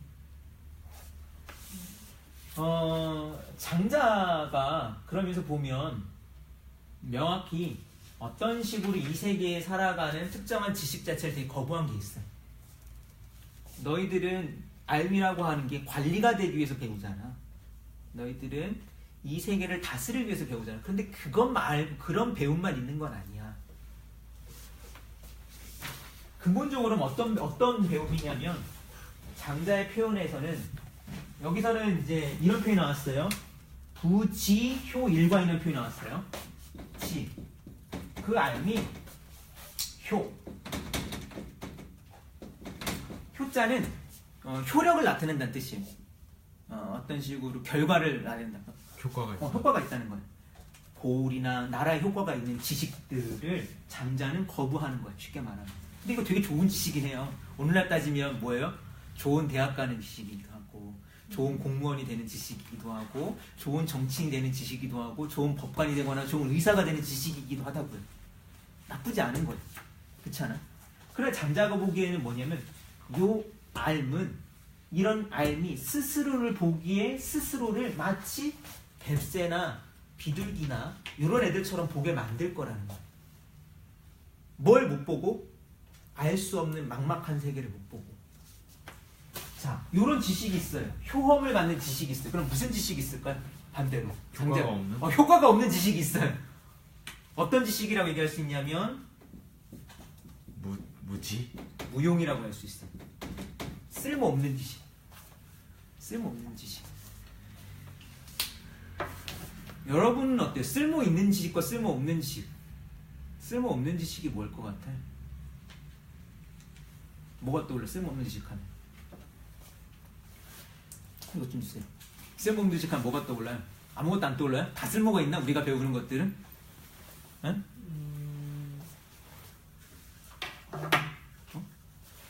쓸모없는 지식. 아무것도 없나? 쓸모없는 지식? 쓸모없는 지식? 왜 공부하지? 아, 왜 공부하지? 왜 살고 있지? 뭐? 철학? 물론 그럴 수도 있어. 철학이라고 하는 것도 잘 생각해보면 그렇게 쓸모가 있는 건 아니에요. 뭐에 쓸모가 있어 철학이? 물론 굳이 쓸모를 만들어서 얘기할 수는 있겠지만 설득이 안 될 수도 있죠. 굳이 쓸모. 좀 다른 얘기인데 장자와는 좀 다른 얘기인데 문학이 좀 그래요. 왜 책 읽냐고. 문학이. 문학의 쓸모는 도대체 뭔가요? 유흥? 예술의 쓸모가 그렇긴 하죠. 예술의 쓸모는 도대체 뭔가요? 응? 쓸모가 있다고 하도 그 쓸모가 손에 잡히지 않잖아. 재밌어요. 어디 재미가 있는데? 난 재미없던데? 감동적이. 뭔 감동이야? 나 감동 하나도 없던데? 그럼 뭐 어떻게 설명할 말이 있어요? 없죠. 없잖아, 그치? 난 그걸 갖고 내 삶의 의미처럼 무슨 야 이거 5,000원 값, 야야야야 이거 내 5,000원 주고 산 책값이 아깝다라고 이런 사람 만나볼 수 있잖아요. 거기서 그 사람이 무슨 얘기를 할 수 있어요? 나는 이 책을 읽고 내가 너무 감동했고 눈물도 흘렸고 내 삶에 빛을 찾았다고 하는 책이 있을 수 있잖아. 문학이 그럴 수 있어요. 누구의 시를 읽었더니 그래. 그럼 누가 얘기해? 야, 뭔 얘기인지 하나도 모르겠던데. 야, 그 시험에 안 나와. 책값이 아깝더라, 야. 그럴 수 있잖아요. 무용한 것들이 되게 소중하기도 할 수 있어요. 무용에 대한 이야기를 할 텐데요, 이제는. 그 전에. 돌아오면 이게 장제 비유긴 한데, 어떤 문제가 사실 넘어왔냐면, 그런 문제가 있어요. 아까 이제 소년을 대표하는 존재에 대해서 얘기 다시 해볼게요. 자, 매미에게 봄과 가을을 알 수가 없어요. 그쵸? 매미는 알려줄 수도 없어요. 자, 누군가 얘기해 봅시다. 매미에게 봄과 가을을 알려주겠다고 생각해서 매미를 비행기를 태워가지고 자, 남반구로 가요. 여름에. 여긴 추운 겨울이자 야, 겨울 한번 봐야지. 뭐 안 되면 뭐 북극으로 가요. 자, 여기 펭귄도 한번 봐봐. 매미에게는 어떻게 될까요? 얼어 죽지 않아. 얼어 죽지. 뭐 좀 다른 비유긴 하지만 원래 이제 이 작은 알과 작은 지각의 비유에서 되게 중요한 장자에서 나오는 비유가 하나는 뭐냐면 우물 안의 개구리 비유가 있어요. 우물 안의 개구리는 뭘 모르냐면 바다를 몰라요. 여기 얘기는 바다를 모른다. 자, 그래서 자, 준혁이가 개구리라고 칩시다. 연훈이가 뱀장어예요. 자, 나는 뱀장어를 보통 이제 바다 들어가고 민물 들어가고 그럴 수 있잖아요. 그런 게 있죠. 자, 나랑 같이 바다로 가자고 손을 잡고 바다로 가요. 준혁이는 어떻게 될까요? 죽어요. 그렇잖아. 매미에게 굳이 그런 식으로 나올 수 있다는 거. 아니, 매미가 봄과 가을을 모르는 건 당연한 거라고. 왜? 존재적으로 그렇잖아. 매미는 여름에 태어나서 여름에 죽는 놈인데 어떻게 봄과 가을을 알아? 두 번째, 걔에게 그걸 알려주면 걔는 어떻게 돼요? 죽어. 개구리에게 바닷물을 알려주겠다고 바다에다가 개구리를 던져줘 보면 어떻게 돼요? 죽어. 응? 그렇잖아요. 응? 우리 구피에게 겨울을 알려주겠다고 해서 얼음물을 알려주겠다고 하면 우리 집에 있는 구피는 죽어요. 존재적으로 그렇고 사실 이 존재가 넘어가면 생사가 걸린 문제인데 당연히 그러면 이 소년이 적절한 비유냐고 질문해 볼 수 있다라고요. 응? 근데 중요한 건 제가 생각하기에 장자는 이걸 존재에 대한 문제로 생각한 거 아니에요. 이게 우화기 때문에 이걸 너무 심각하게 얘기하면 안 돼요. 우리 뭐냐면 내 스스로를 어떻게 인식하냐의 문제. 나를 어떻게 하냐. 나라는 존재가 결정되어 있기 때문에 나의 삶이 결정되어 있지 않다고요. 물론 과학적으로 생물은 그래요. 응? 과학적으로는 그치. 다시 말하면 매미는 여름에 태어나서 여름에 살게 되어 있기 때문에 매미는 과학적으로 생물학적으로 존재적으로 봄, 가을, 겨울을 몰라요. 이건 존재가 그런 거라고. 근데 지금 장자는 존재에 대한 얘기를 하고 싶은 게 아니에요. 삶에 대한 인식에 대한 문제를 하고 싶은 거라고. 나를 어떻게 인식하냐에 따라서 누구는 매미 같은 존재가 될 수도 있고 누구는 붕새 같은 존재가 될 수도 있다고요. 나를 어떻게 보냐. 여기 아까 자신이라는 표현이 나왔잖아요. 스스로 어떻게 보느냐의 문제라고. 나를 어떻게 보느냐에 따라서 나가 세상을 어떻게 대하냐에 따라서 누군가는 매미가 될 수도 있고 누군가는 붕새가 될 수도 있고 당연히 그렇다고 해서 이걸 또 너무 아까 얘기한 것을 존재적으로 생각하면 안 돼요. 아 그래? 내가 붕새처럼 생각한다. 붕새가 되겠다고 해서 아파트 옥상에 올라가고 주말일 날아오르면 큰일 납니다. 제발 그러진 마세요. 제발 그러진 마세요. 안 그럴 거죠? 네. 이건 삶의 문제라고요. 인식의 문제라고. 어떻게 우리가 우리를 세계를 인식하느냐 문제라고. 자, 6페이지 넘어가 보겠습니다. 17페이지 넘어가 보겠네요. 이 쓰임에 관한 문제를 이제 장자 소유편의 저 뒤에 가면 몇 가지 유명한 우화를 가지고 설명을 합니다. 근데 이것도 좀 쓰임이라는 표현이 중요한 게 그거예요. 궁극적으로 생각하면 우리의 지식이라고 하는 것도 우리의 어떤 식의 생각이라는 것도 우리라고 하는 존재가 쓰임에 따라서 다르게 작동할 수 있어요. 우리의 지식을 우리의 삶을 어떻게 쓰냐에 따라서 우리가 다른 존재가 될 수 있다고요. 내 지식을 어떤 식으로 쓰냐에 따라서. 자, 이 쓰임에 대한 얘기에서 한번 7페이지 이 부분을 읽어볼게요. 해자위 장자왈, 해자가 장자에게 말했다. 여기서 해자는 햇이라고 하는 장자의 친구입니다.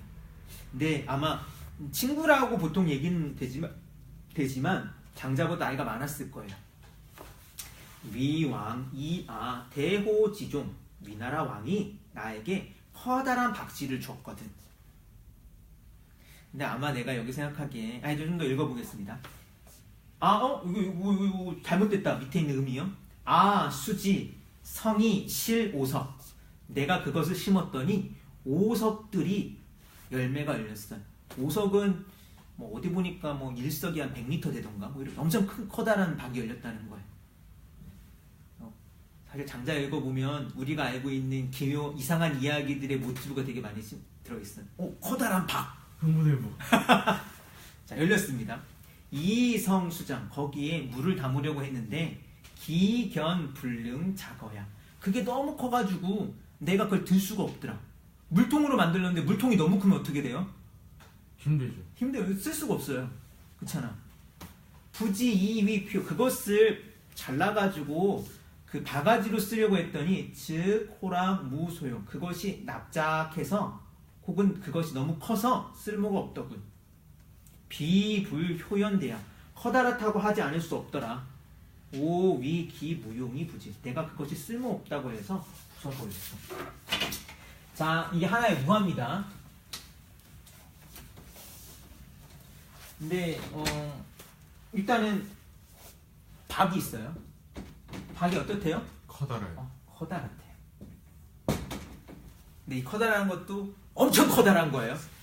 가능할 수 없어. 근데 이런 게 참 재밌어요. 오늘 우리 꼬맹이 오늘 아침에 토요수당 했잖아요. 그래서 옛날 이야기를 같이 읽었거든요. 그래서 네. 한번 재밌는 이야기를 읽었으니까 옛날 이야기를 한번 지어보라고. 근데 우리 꼬맹이는 그런 얘기를 지었더라고요. 누구가 박씨를 줬는데 박씨를 심었는데 너무 큰 박이 열려가지고 이 박을 팔았대. 근데 임금님이 그거를 100억을 주고 샀대. 그래서 100억을 주고 하는데 임금님이 이 박을 가져가고 싶어갖고 신하들 갖고 산으로 막 산을 넘고 해서 박을 갖고 갔는데 궁궐문에 들어가지 못해서 임금님이 아무런 쓸모가 없었더라고. 이런 이야기를 지어놓더라고요. 오. 근데 하여튼 재밌는데 이 우화를 잘 읽어봐야 돼요. 박이 크다고 하는데 엄청 큰 거예요. 말도 못하게 큰 거예요. 말도 못하게 크면 어떡하냐면 우리 꼬맹이가 얘기 지었던 것처럼 집에도 못 들고 갈 수도 있어요. 응? 지구만 할 수도 있지. 물론 지구만 한 건 이제 약간 이제 막 저거니까. 근데 생각해 보면 되게 재밌는 상상이긴 해요. 예를 들어서 어떤 친구가 야 너에게 케이크 하나 선물해 줄까? 좋아. 큰 건데 괜찮겠어? 근데 케이크 20단짜리 케이크를 딱 줬다고 생각해봐. 자, 가고 가. 그럼 어떻게 돼요? 이거 뭐 어떡하겠냐. 짜증 나겠죠? 자, 크다는 박이에요. 자, 크다는 데에서 얘기를 하고 싶은 건데 햇이라고 하는 사람은 이 크다는 걸 뭐라 그래요? 뭐 했기 때문에 부숴버렸다고? 무용. 쓸모가 없어 부숴버렸다고. 아니 적당히까지 우리가 쓸 수 있잖아요. 그죠? 예를 들어서 모르겠네요. 물론 이제 그 민속 어디 그 박물 물품 같은 데 가면 일부러 그렇게 만들어 놓은 것도 있어요. 예를 들어 누군가가 연우에게 선물해 줘요. 너 밥 잘 먹으라고 숟갈 선물해 줄게. 근데 숟갈이 이따만한 거 선물해 주는 거야. 내가 받을 수 있어요. 근데 이거를 밥을 먹을 수 있을까? 내 얼굴만한 숟가락이면 못 먹잖아. 그죠? 쓸모 없다고. 자, 커다란 게 쓸모 없다는 게 혜시 생각이에요. 근데 요 우화를 조금 잘 읽어보면 조금 더 생각해 볼 게 있는데, 자, 누가 지금 박씨를 줬대요? 위양. 위나라 왕이. 사실은 이 위왕이 누구냐면 지난 시간에 나왔던 왕입니다. 위나라가 수도를 옮겼다라고 했어요. 양왕. 양나라의 양해왕일 가능성이 높아요. 왜냐면 혜시가 그 당시 양해왕의 재상으로 있었기 때문에. 어쨌건 이 사람이 박씨를 줬대요. 근데 어떤 박씨? 너무 커다란 박이 열리는 박씨였잖아요. 내 생각에는 이건 아마도 혜시와 장자의 만남을 비유한 게 아닌가 싶어요. 위나라 왕이 나에게 쓸모 있는 사람이라고 해서 한 사람을 소개시켜줬다. 근데 그 사람을 가만히 내버려두니까 어떻게 됐대요? 커졌어. 컸다고. 근데 이 크다는 게 정말 크다는 게 아닌 거예요. 어떻다고? 크다는 걸 다르게 표현하면 뭐라고 했어? 아까 다시 처음으로 아득하고. 아득하다고. 모르겠다고. 부지.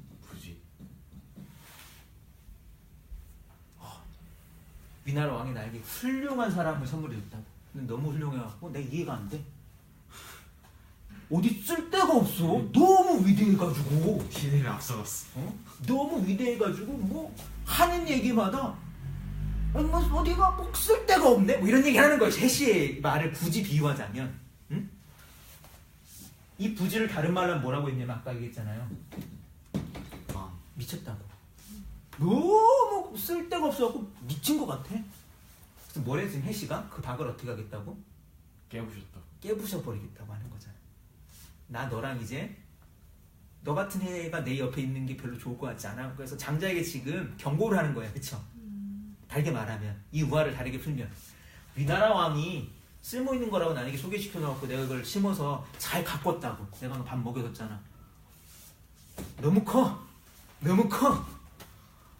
알지도 못하게 너무 큰 얘기를 하네. 미쳤어 그냥. 쓸모가 없네. 쓸모가 없어. 버려야지 뭐. 그랬더니 장자가 이런 얘기를 합니다. 장자가 말하기를 부자, 고, 조러, 용대의 선생께서는 참으로 커다란 걸 쓰는데 못났습니다. 누구의 문제라는 거예요? 장자 자신의 문제야? 아니면 해자의 문제. 해자의 문제라는 거예요. 큰 걸 쓰는 법을 모른다고. 큰 걸 쓰는 법을. 자, 비유를 해줍니다. 여기 나오는 건 장자가 예를 든 이야기예요.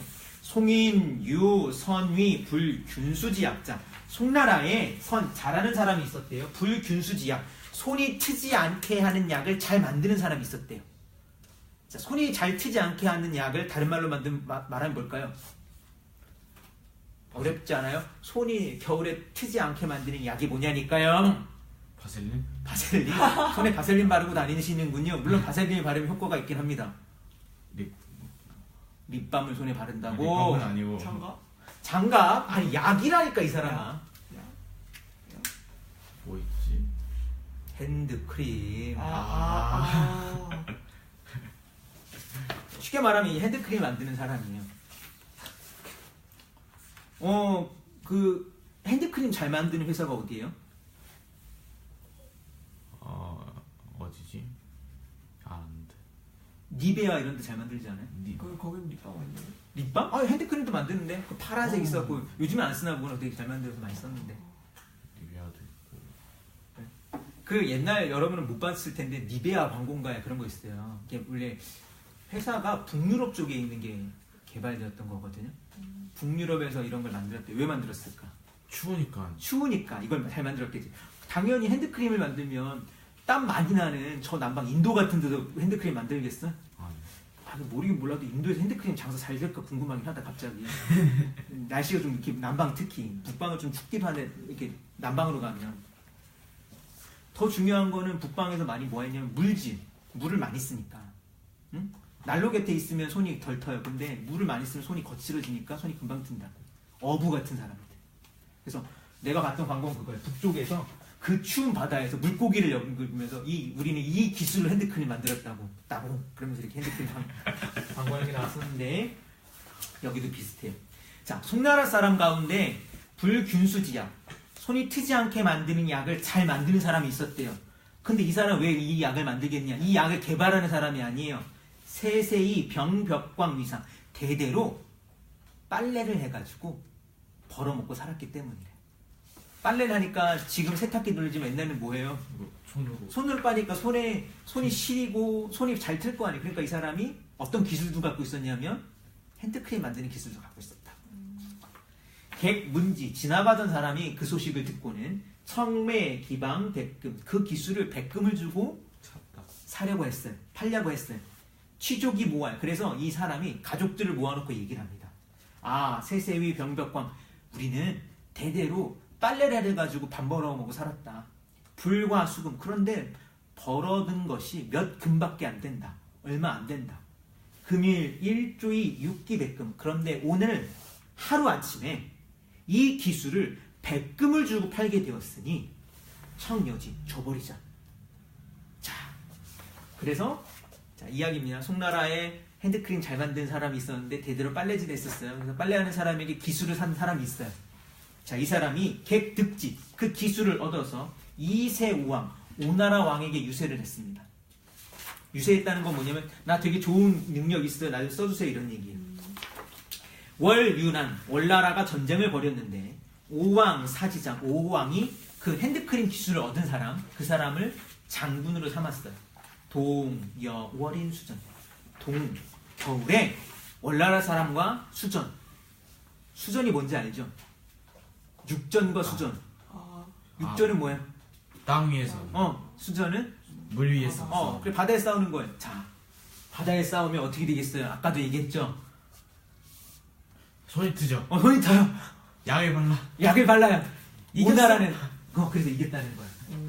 대패월인, 월나라를 대패시켰다. 열지봉지. 그래서 그에게 땅을 떼어서 그를 봉해 주었다. 능, 불, 균수, 일양. 손을 트지 않게 만드는 것은 똑같다. 그런데 혹, 이봉. 어떤 사람은 땅을 떼어받았고 혹, 불면허, 병법광. 어떤 사람은 빨래를 하는 일에서 벗어나지 못하고 있다. 즉 소용지야.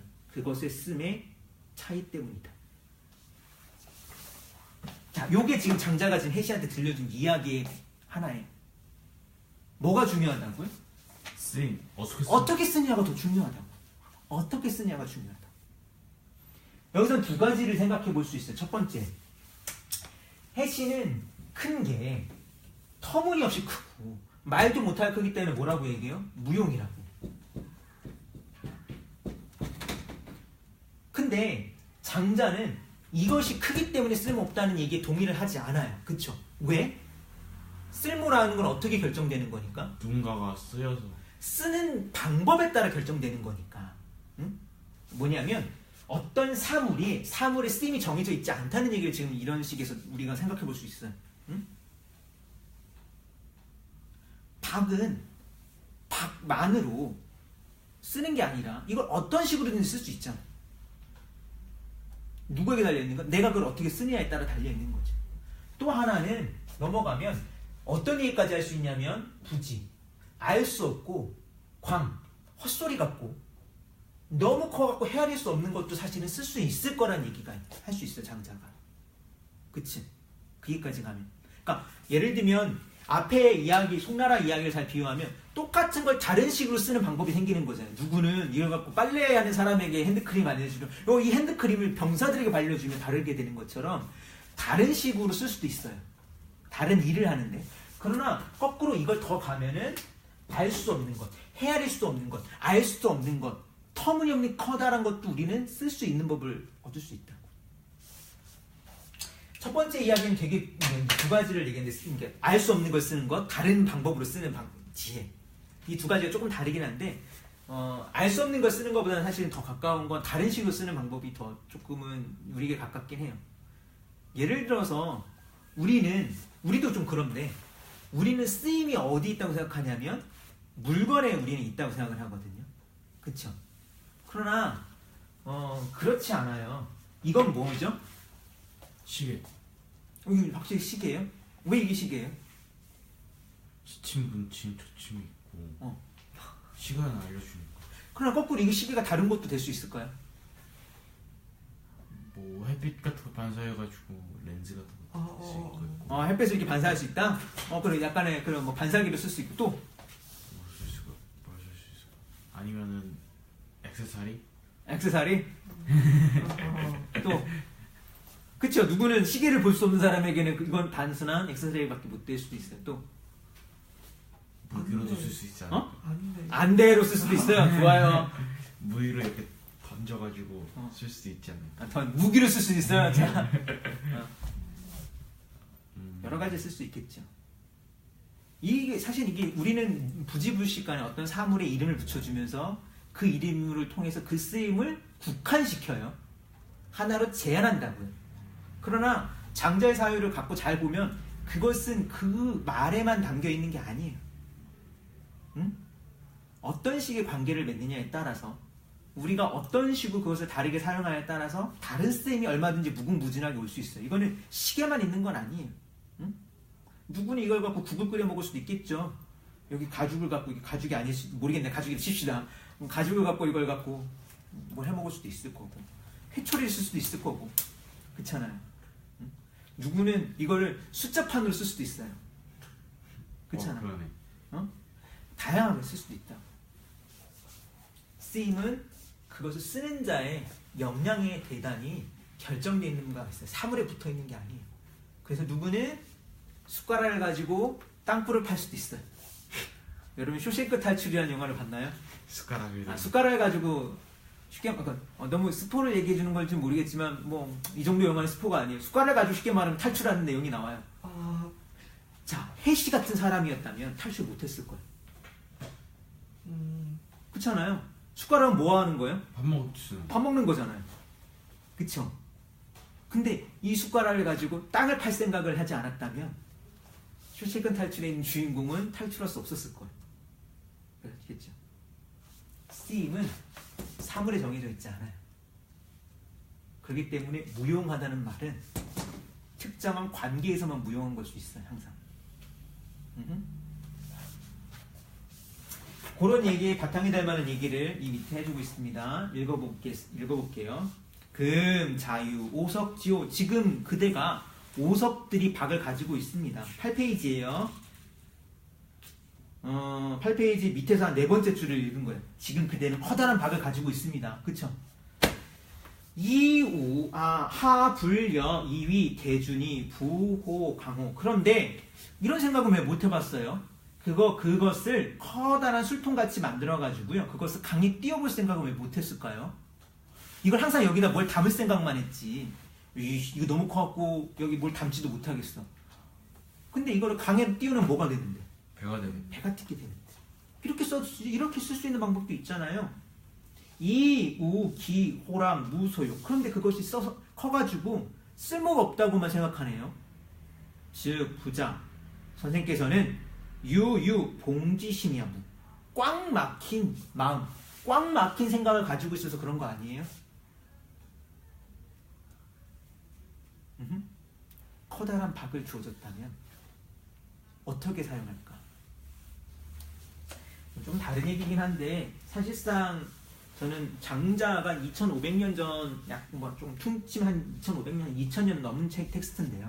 한 2000년 된 텍스트인데 오늘날까지 아직도 의미가 있다고 생각하는 건 그 여러 이유 중에 있지만 그 이유 가운데 하나가 이런 부분이라고 생각을 해요. 다르게 생각하는 방법을 일단은 계속 그 전제로 알려주거든요. 응? 우리는 항상 어떤 것이 주어질 때 이것의 쓰임을 하나로만 생각할 수가 있는데 그럴 필요가 없다는 거예요. 쓸모없다라고 하는 것은 자신이 그것을 사용할 수 있는 역량의 부족을 얘기하는 것일 뿐이지 그것이 정말 쓸모없다고 버려야 될 이유가 되진 않는다고요. 응?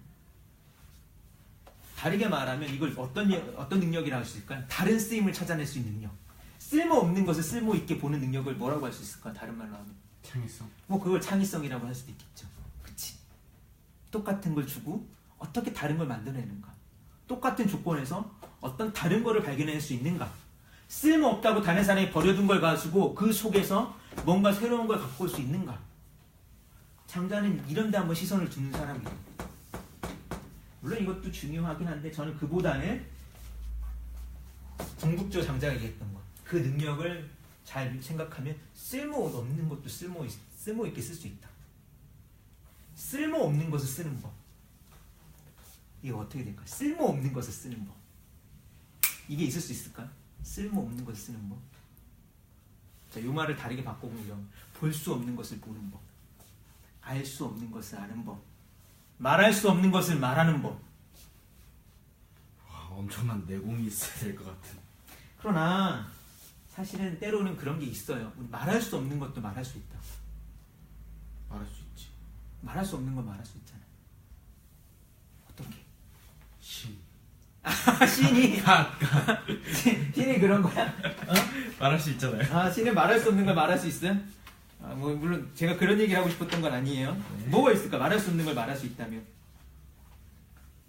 사회 금기 같은 거. 금기 같은 거? 그런 거보다.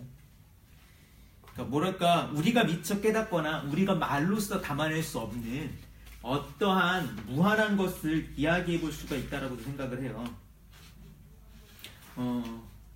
사실 어떤 감각이라는 게 그렇죠.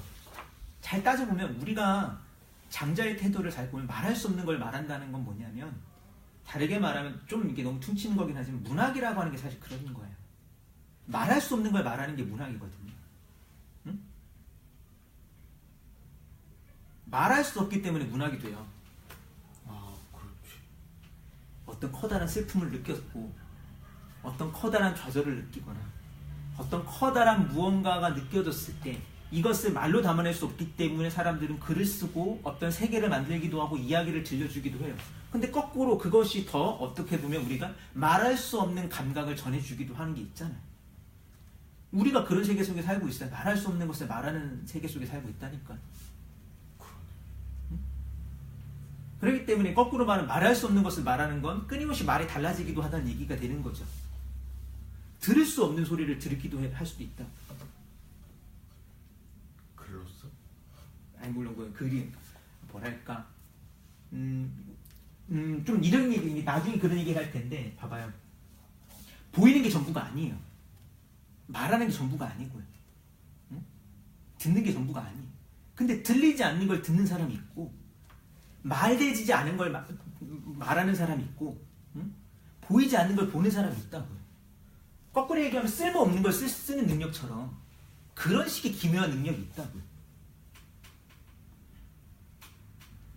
어떤 사람은 어떤 문자와 어떤 글을 통해서 보더라도 똑같은 걸 보았는데 다른 감각을 아는 사람들 있잖아요.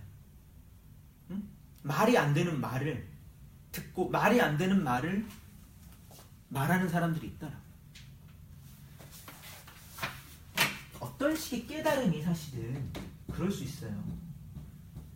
깨달음은 현실을 다르게 보라는 거잖아요. 응?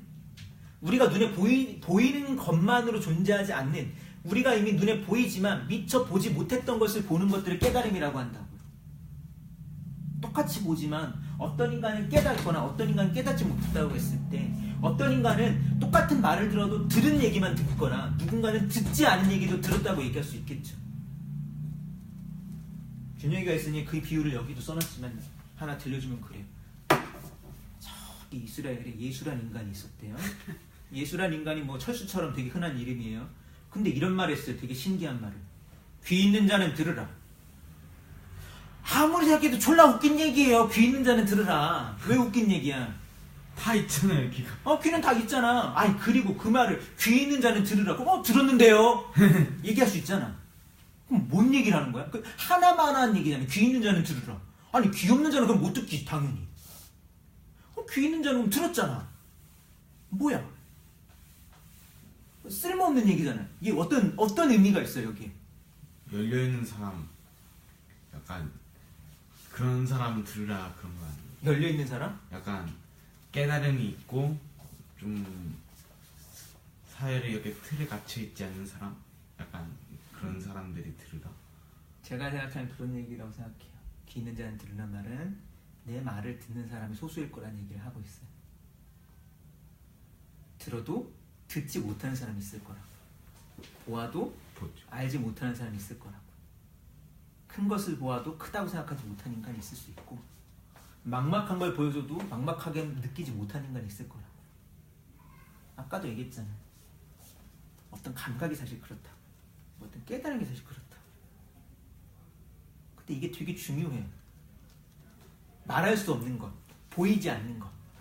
우리가 미처 다른 언어로 끊임없이 표현할 수 없는 그 어떤 미묘한 감각들을 끊임없이 전달하는 방법들, 그 미묘한 감각들을 수용하는 그 어떤 또 다른 감각이 되게 중요해요.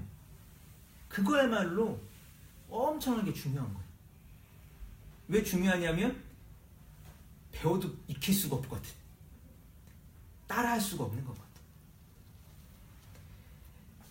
이런 면에서 보면 이건 좀 이제 좀 너무 나가는 거긴 하지만 그 비유를 장자식으로 풀면 그렇게 얘기할 수 있어요. 대학이라는 책이 있습니다.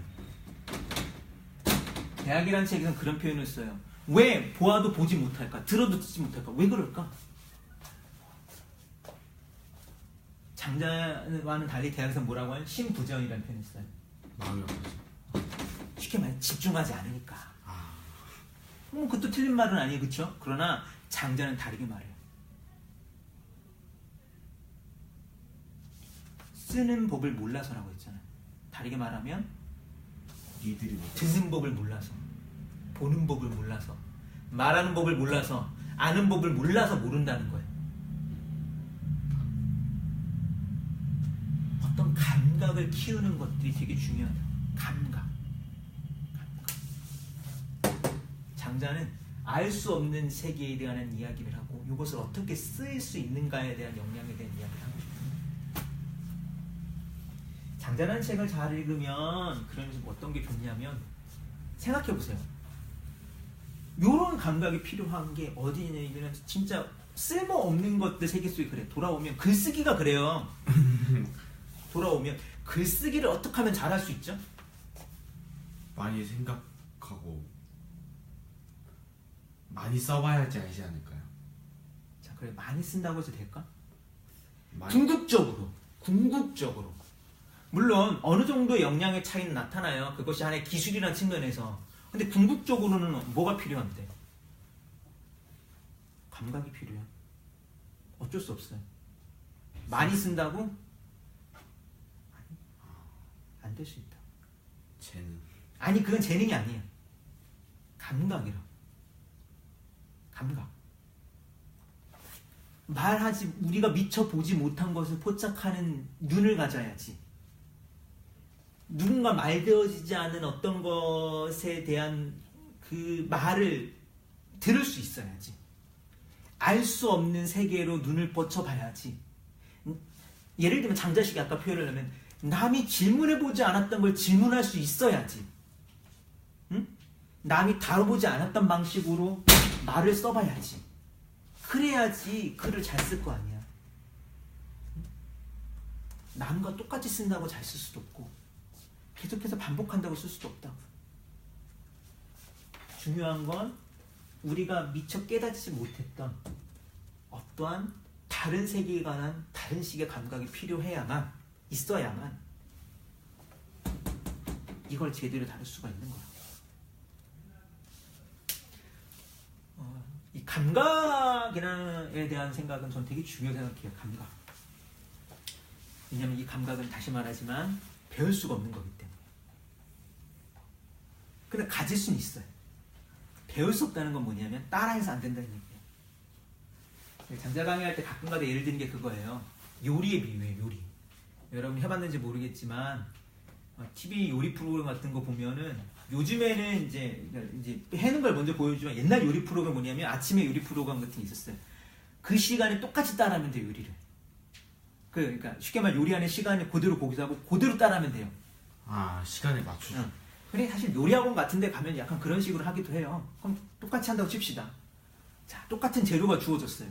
똑같은 도구가 있어요. 똑같은 레시피로 하고 똑같은 시간에 하고 똑같은 사람의 말에 따라서 똑같이 해요.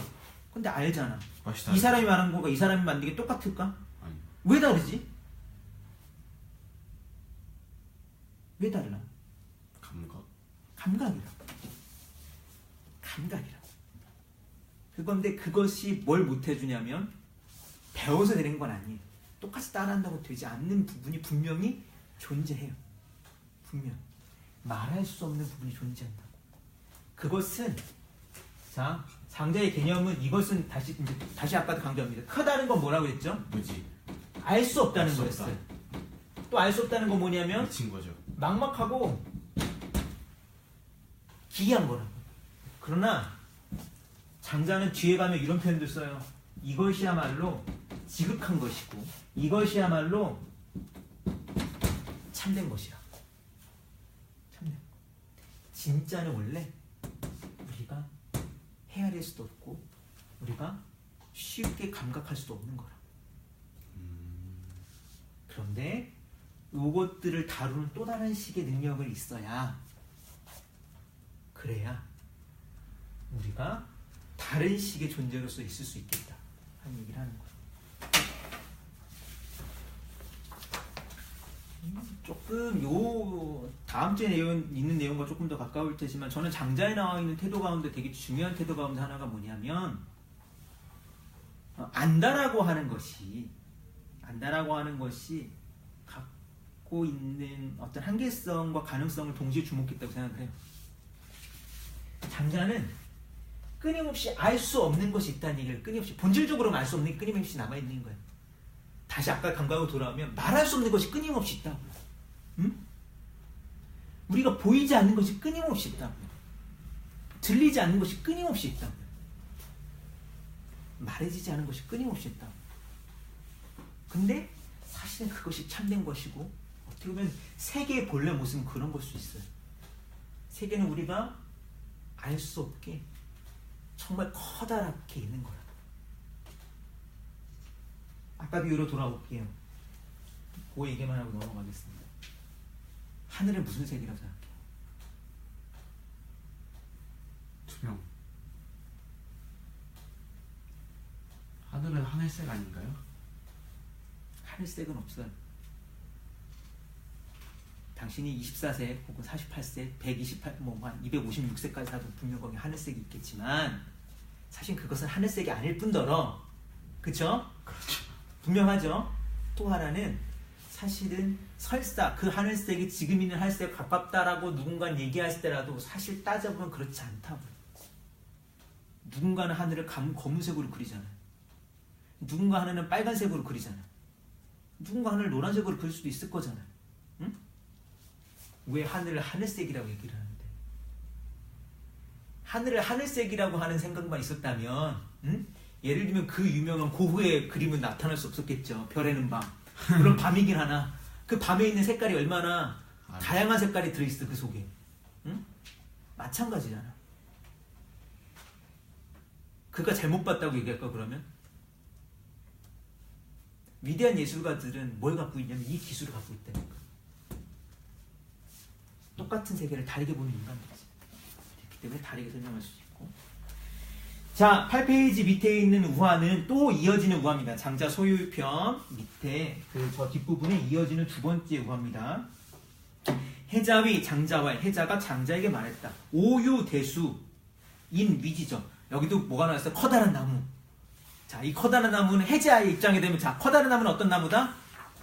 이제 오래 사는 나무. 아니, 오래 산 나무기도 하지만 어떤 나무다? 커다란 나무는 쓸모없는 나무다. 해자 입장에서는. 나에게 커다란 나무가 있는데 이걸 가죽나무라고 부른대요. 기, 대본, 옹종이, 부중승무. 그 커다란 줄기는 막 꼬여 있어가지고요. 부중승무. 승묵은 뭐냐면, 승묵은 쉽게 말하면 먹줄이에요. 먹줄은 왜 했냐면 옛날에 그 나무를 자를 때 금을 이렇게 그어야지 마음을 이렇게 똑바로 잘 수 있을 거잖아요. 그래서 먹줄에다가 먹물을 묻혀서 이렇게 딱 튕겨요. 그러면 선이 딱 남겠죠. 그래서 자르는 거예요. 근데 그렇게 자르려면 나무가 어때야 돼요? 반듯해야 되는데 이 나무는 꼬아서 그렇지 않다고요. 자, 이 표현이 되게 재밌는 건 왜 그러냐면 이것도 장자에 관한 표현인데 쓸모없는 나무 장자예요. 근데 승묵이라는 표현은 맹자 같은 텍스트에 보면 쓸모 있다는 표현인 동시에 법도를 지킨다는 뜻도 있어요. 거꾸로 얘기하면 지금 이 표현을 좀 더 풍성하게 생각하면 뭐냐면 장자를 해시가 뭐라고 해요? 너는 쓸모가 없어. 왜 쓸모가 없어요? 너무 커서. 아니, 무도하기 때문에. 말을 안 듣잖아. 이 얘기예요. 다른 행동에 규범이 없다라고. 그렇게 이해할 수도 있어요. 좀 더 읽어볼게요. 기, 소지, 권고기, 부중, 규구. 그 가지는 구부러져 있어가지고 규구는 뭐냐면 컴퍼스랑 직갑자예요. 이것도 규구는 법칙이라는 말이 있어요. 법칙이 들어맞지 않는다. 너는 꼬였다는 말, 이 구부렸다는 말이 뭐냐면 사실 이 정직이라는 표현할 때 직자를 쓰잖아요. 곧다라고. 근데 지금 장자는 뭐예요? 구부러졌다. 쉽게 말하면 장자는 정직한 놈이 아니에요. 교활해. 교활하다고 할 수도 있고 뭐 어떻게 표현할 수 있는지 모르겠지만 어쨌든 정직은 아니에요. 그렇기 때문이냐면 먹줄도 안 맞고 규구는 법칙도 안 맞아요. 입지도 그래서 길가에 서 있지만 장자불고 목수들이 쳐다보지도 않아요. 금자지연 지금 그대의 말은 대의무용 커긴 한데 쓸모가 없어요. 장자에 보고 얘기하는 거야. 네 말은 커. 근데 아무짝에 쓸모가 없어. 중소동거야. 그러니까 사람들이 다 무시하지. 자, 이게 중요해요. 장자야는 알고 있었어요. 그래서 나 많은 사람이 이해할 만한 말을 하는 거가 아니라는 걸 장자도 알고 있어요. 왜? 아까 얘기했던 것처럼 이거는 많은 사람이 들을 수 있는 얘기를 하는 게 아니에요. 마치 예수가 말하는 것처럼 귀 있는 자는 들으라. 그래서 장자를 읽으면 미안하지만 되게 불친절해요. 알든가 모르든가 설명을 하지 않아요. 계속해서 읽어보겠습니다. 그러자 장자 이렇게 말합니다. 장자왈 자도 불견 리성호 그대는 살팽이를 받겠지요. 비신이복 몸을 낮추고 막 기어다니며 이후오자 닭이나 작은 동물들을 노립니다. 동서도량 불피고와 동쪽 서쪽으로 마구 뛰어다니며 위아래를 가리지 않아요. 그러나 중어 기벽 사어 망고 덫에 걸려 죽기도 하고 그물에 걸려 죽기도 합니다. 자, 이 얘기는 뭐냐면 장자가 비판하는 사람 해시 같은 사람이에요. 너희들 되게 능력 있다고 하지만 그 능력이라고 하는 건 항상 뭐냐면 무엇보다나 능력이죠. 그래서 살쾡이 같은 거는 닭을 잡아올 수 있어요. 쥐도 잡을 수가 있고요. 응? 그런데 어디에 걸리냐면 그물에 걸린다. 나중에 그런 얘기 나오겠지만 사회에서 아까 얘기했던 고을에 자라고 뭐 이런 사람들이 있어봤자 뭐 하냐면 사실은 지난주에 얘기했던 것처럼 종묘에 이렇게 가서 죽는 소처럼 언젠가는 버림당하거나 특정한 쓰임에서 밀려날 수 있다는 이런 경고를 하는 거. 그 다음 계속 읽어보겠습니다. 금불이요. 지금 이 커다란 소가 있습니다. 기대 약수천지요. 그 크기는 마치 하늘에 들이운 구름과 같아요. 차위 능대은 이거야말로 크다고 할 수 있겠죠. 그러나 불능집서 쥐를 못 잡아요. 장자 입장은 그런 거예요. 해자가 야 너는 이렇게 커서 쓸모가 없니? 근데 장자는 당연하다고 난 쓸모 없다고 얘기하기도 해요. 왜 쓸모 없냐? 쥐는 못 잡는 거거든. 커다란 손. 돌아갑시다. 누군가 그래요. 그 얘기가 난 틀렸다고 얘기하고 싶지 않다고. 장자 철학은 쓸모 없다고 얘기할 수도 있어요. 당연히 쓸모 없지. 야 철학 어디다 쓸래? 당연히 쓸모 없어요. 왜? 장자의 말을 빌리면 그거는 너무 커서 수능 시험에 안 나오거든.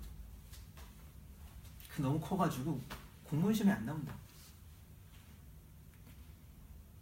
여러분이 좋아하는 작가 누가 있는데, 그리고 정말 여러분이 어떤 문학 작품을 좋아한다면 이렇게 얘기할 수 있어요. 그거 무슨 쓸모가 있는데? 그거 읽는다고 돈이 나오니? 응? 그거 읽는다고 뭐에 쓸모가 있니? 큰 소가 쥐를 못 잡는 것처럼 사실은 쓸모없기도 해요. 어떻게 보면 그것도 인정해요.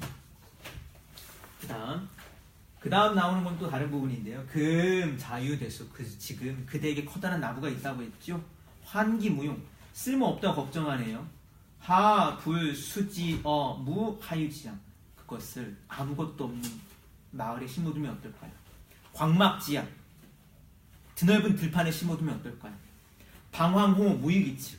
그 곁에서 방황하기도 하고. 소요호, 치마기양. 여기서 소요라는 표현이 나왔습니다. 그 아래서 편안히 누워 있을 수도 있겠지요.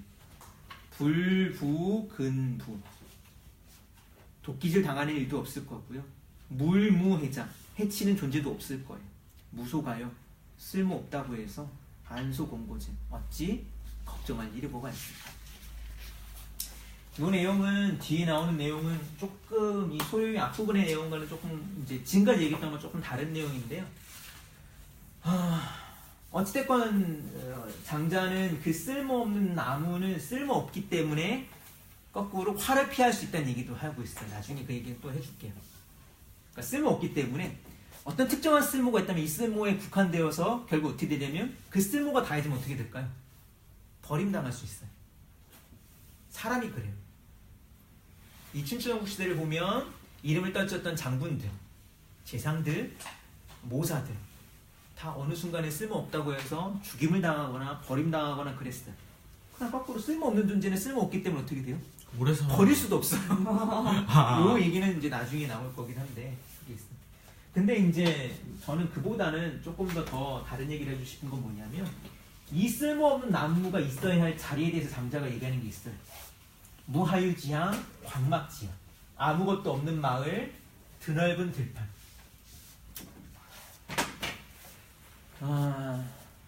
이제 거의 시간이 다 됐는데 사실 장자가 얘기해주는 장자의 세계는 그런 거예요. 아무것도 없는 곳, 너무 커다랗고 너무 막막해서 무엇이 있을지 잘 모르겠는 공간에 장자는 이야기를 하고 싶어요. 지난번에도 얘기했지만 만약 우리에게 명확하게 주어진 길이 있다면 이 길을 따라가기만 하면 된다면 장자라는 책을 아무리 필요가 없을 수도 있어요. 그러나 장자라고 하는 사람이 보이는 세계는 뭐냐면 그냥 드넓은 세계, 막막한 세계이기도 해요. 까마득한 세계이기도 해요. 그 세계 속에서 장자가 이야기한 두 가지가 있어요. 첫 번째는 방황, 두 번째는 소요. 방황은 이리저리 헤매는 것이고요. 소요는 좀 느긋하게 있는 거예요. 사실 이 두 가지 같이 가기 힘들죠. 길도 없는데 이리저리 헤매는 건 되게 쓸모없는 것처럼 보이기도 하고 빨리 어디론가 곧장 가야 될 것 같지만 그러기다 느긋하기도 쉽지 않고. 그러나 장자는 그런 얘기를 해주기도 해요. 우리에게 주어진 세계가 물론 여기서 장자는 그런데 누워라고 했지만 반대로 읽는다면 우리가 그런 세계 속에 던져졌다고도 얘기할 수 있어요.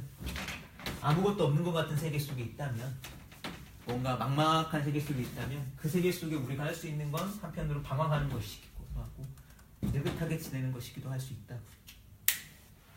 사실 거기는 그렇게까지 해치거나 그럴 존재가 없기 때문에 그럴 수도 있지 않겠냐라는 게 소요의 저 뒷분에 나오는 이야기입니다. 이 문제는 나중에 한번 다른 식으로 다룰 기회가 있을 것 같아서 이거는 조금 이야기를 줄이도록 하겠습니다. 질문! 궁금한 것들을 물어보시죠. 뭐 있을까요? 어찌됐건 소요유에 있는 내용을 조금 이렇게 쭉 훑어봤습니다. 그 감각 같은 게 중요하다고 했는데 예. 감각이 뛰어난 사람들은 뭐 있을 수 있겠죠. 천성과 재능이라는 게 있는데 우리 같은 좀 일반인 건 그냥 어떻게 하면 좀 더 잘 될까요? 일단 장자를 잘 읽어보시고요. 근데 인지해야 될 건 뭐냐면 감각이라고 하는 것은 물론 아까도 얘기했지만 장자는 그 존재, 타고난 존재에게 그 감각이 붙어있다고 얘기하는 게 아니에요 지금. 아 누구나 있는 거예요. 아니 누구나가 있다라고 얘기하기도 힘들어요. 어찌됐건 뭐냐면 이것을 기르는 다른 기술, 다른 식의 방법은 이제 뒤에 얘기를 할 거고요. 중요한 건 뭐냐면 끊임없이 그걸 자각해야 되는 거죠. 감각. 아 우리가 보지 못하는 것이 끊임없이 있구나. 응? 내가 누군가 말하더라도 거기 말이 안 되는 게 분명히 있다라고 하는 것. 헤아릴 수 없는 것이 있다라고 하는 것을 아는 자와 모르는 자는 다를 거라고요. 응? 그것이 일단 출발점일 거고 우리가 있는 감각을 어떻게 쓰느냐라고 하는 건 또 다른 문제고 일단은 그런 것이 있다라고 하는 걸 끊임없이 알고 있고 그런 것으로부터 어떤 식으로 우리에 있는 세계를 한번 파악하려고 하는 거는 좀 다른 태도겠죠. 일단은 거기서부터 출발해야 되겠죠. 말할 수 없는 것이 있다. 알 수 없는 것이 있다. 요 비유를 더하면 봐봐요. 세계는 항상 우리가 아는 것보다 커요. 누군가 말을 하면 그 말은 내가 듣는 것보다 더 많은 걸 말하고 있던 거예요. 응? 그렇잖아. 그렇죠. 그럴 수 있다면 우리가 보는 것은 항상 우리가 보는 어떤 대상 그것보다 더 많은 걸 갖고 있다. 응? 그거를 인지하면 어떤 그 감각에 대해서 어찌됐건 출발점을 삼을 수도 있겠죠. 거꾸로 내가 아는 게 전부야. 저 사람이 말하는 게 전부겠지? 내가 듣는 게 전부야? 내가 보는 게 전부야라고 말하면 그 감각이 열릴 시간이 없을 거 아니에요. 응? 그 감각이 필요하지도 않을 뿐더러 일단은 거기서부터 출발해야 되죠. 알 수 없는 것이다. 그냥 그걸 다다르기 위해 저희 노력하는 거고. 노력이라는 표현이 적절한지는 모르겠어요. 이제 장자식의 표현은 아니기 때문에 어찌됐건 항상 알 수 없는 것이 있다. 그게 되게 중요해.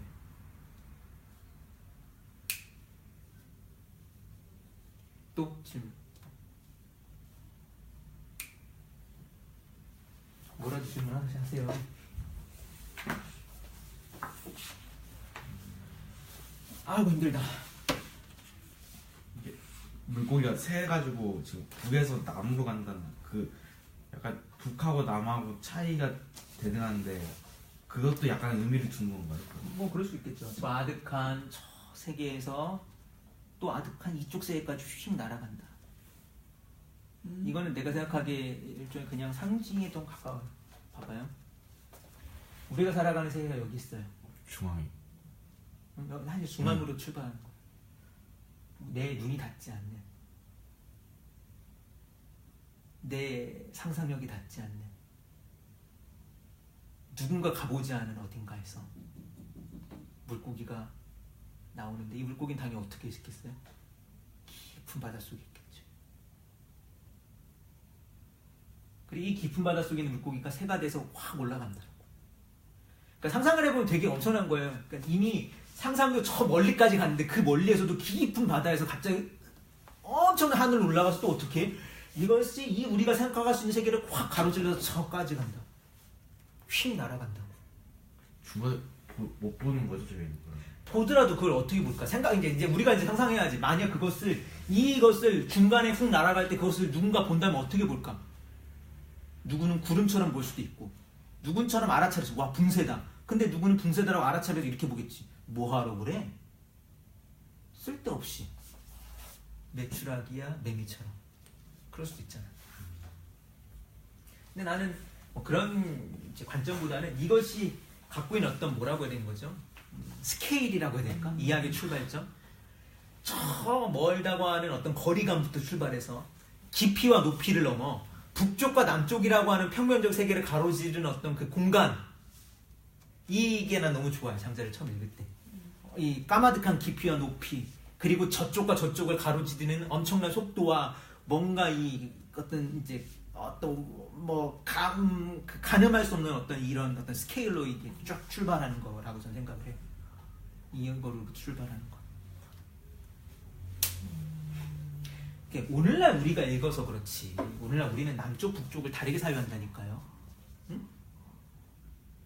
우리가 남쪽으로 끝까지 안 가봤음에도 불구하고 남쪽에 가면 뭐가 있는 대충 알고 실제로 있기도 하고, 응? 지구는 둥그니까 남쪽과 북쪽이 이어져 있다는 것도 알고. 그런다 옛날에는 정말 이것이 말도 안 되게 들렸을 거라. 더 나아가서는 정말 벙쪘을 걸, 이 얘기를 듣거나 읽어도. 사실 오늘날 이제 어떤 인간의 상상력도 고도로 발달하기도 하고, 사실 장자의 시대보다 더 많은 것들이 밝혀지기도 했기 때문에 우리에게 그런 언어가 조금 더 부재한 걸 수도 있어요. 이야기나 뭐랄까요, 그런 우화를 만들어내는 역량은 좀 적다라고 할 수도 있겠죠. 하여튼 이게 하나의 뭐라고 해야 될까, 그 당시 세계관을 뛰어넘는 뭔가 스케일로서 출발하는 장자의 어떤 중요한 출발 지점이 아닌가 그런 생각을 해요. 또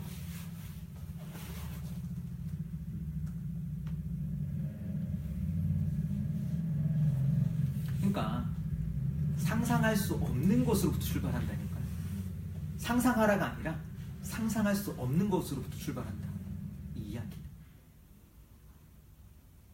상상을 깬다라고 하는 게 중요하지 않고 상상할 수 없는 것에서 우리가 출발해보자.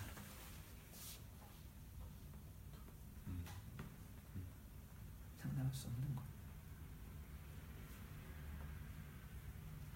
또 5분만 더 하고 마치죠. 질문 중에 질문해보세요. 이 질문하는 법이 되게 중요하다니까. 다른 쓰임을 발견하는 능력은 질문하는 능력이기도 합니다. 맞죠? 네? 첫 번째 거는 이 만족 가득한 바다랑 하늘의 못을 말한다. 못이 천지 뭐 이렇게 그 연못 같은 못을 얘기해. 근데 나도 이게 이 6글자가 무슨 뜻인가 고민했었는데요. 일부 연구자들은 이 6글자가 원래 장자 원래 뭐 본문에 있는 게 아니라 뒤에 이걸 편집하다가 끼어 들어간 거라서 그렇게 뭐 남명에 대한 이제 좀 주석이라고 이렇게 해석하기도 해요. 그래서 그렇게 중요하게 생각하지는 않습니다. 그래서 남명까지만 풀어도 될 거라고 생각을 하는데, 일단은 장자, 지금 우리 손에 주어져 있는 장자 책이 여기까지 언급이 되니까 여기서 끊어지거든요. 그런 다음에 좀 다른 이야기가 뒤에 펼쳐지니까 일단 거기서 끊었습니다. 일단은 옮겨오면서 또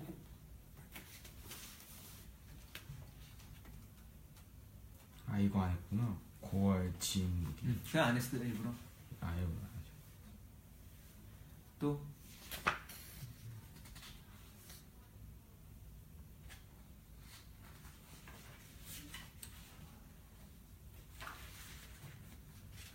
나는 잠을 못 자서 그런지 급 피곤해지는데, 그래도 2, 3분은 이제 시간을 이렇게 정량을 지켜야 됩니다. 빨리 질문해 보세요. 다음 강 예고.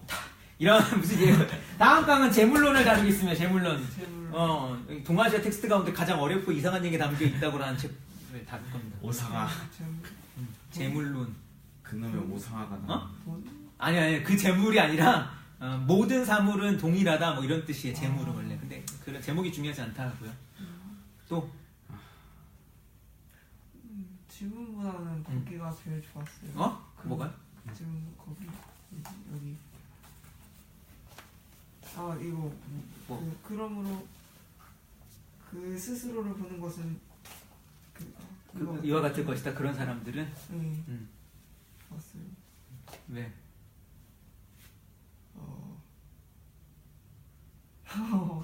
그냥 뭐 하는 거야?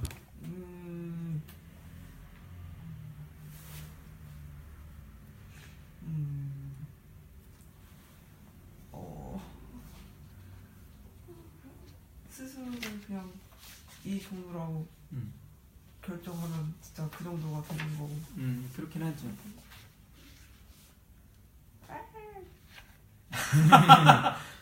오디오만 들어가? 여기는 지금 갑자기 비명이 들어갔냐고 했겠지.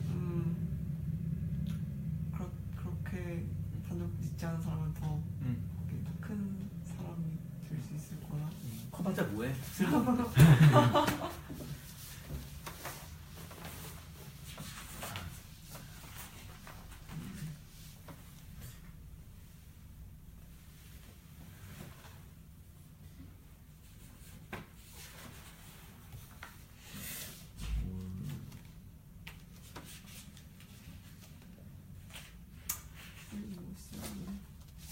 키우 커야 되겠구나.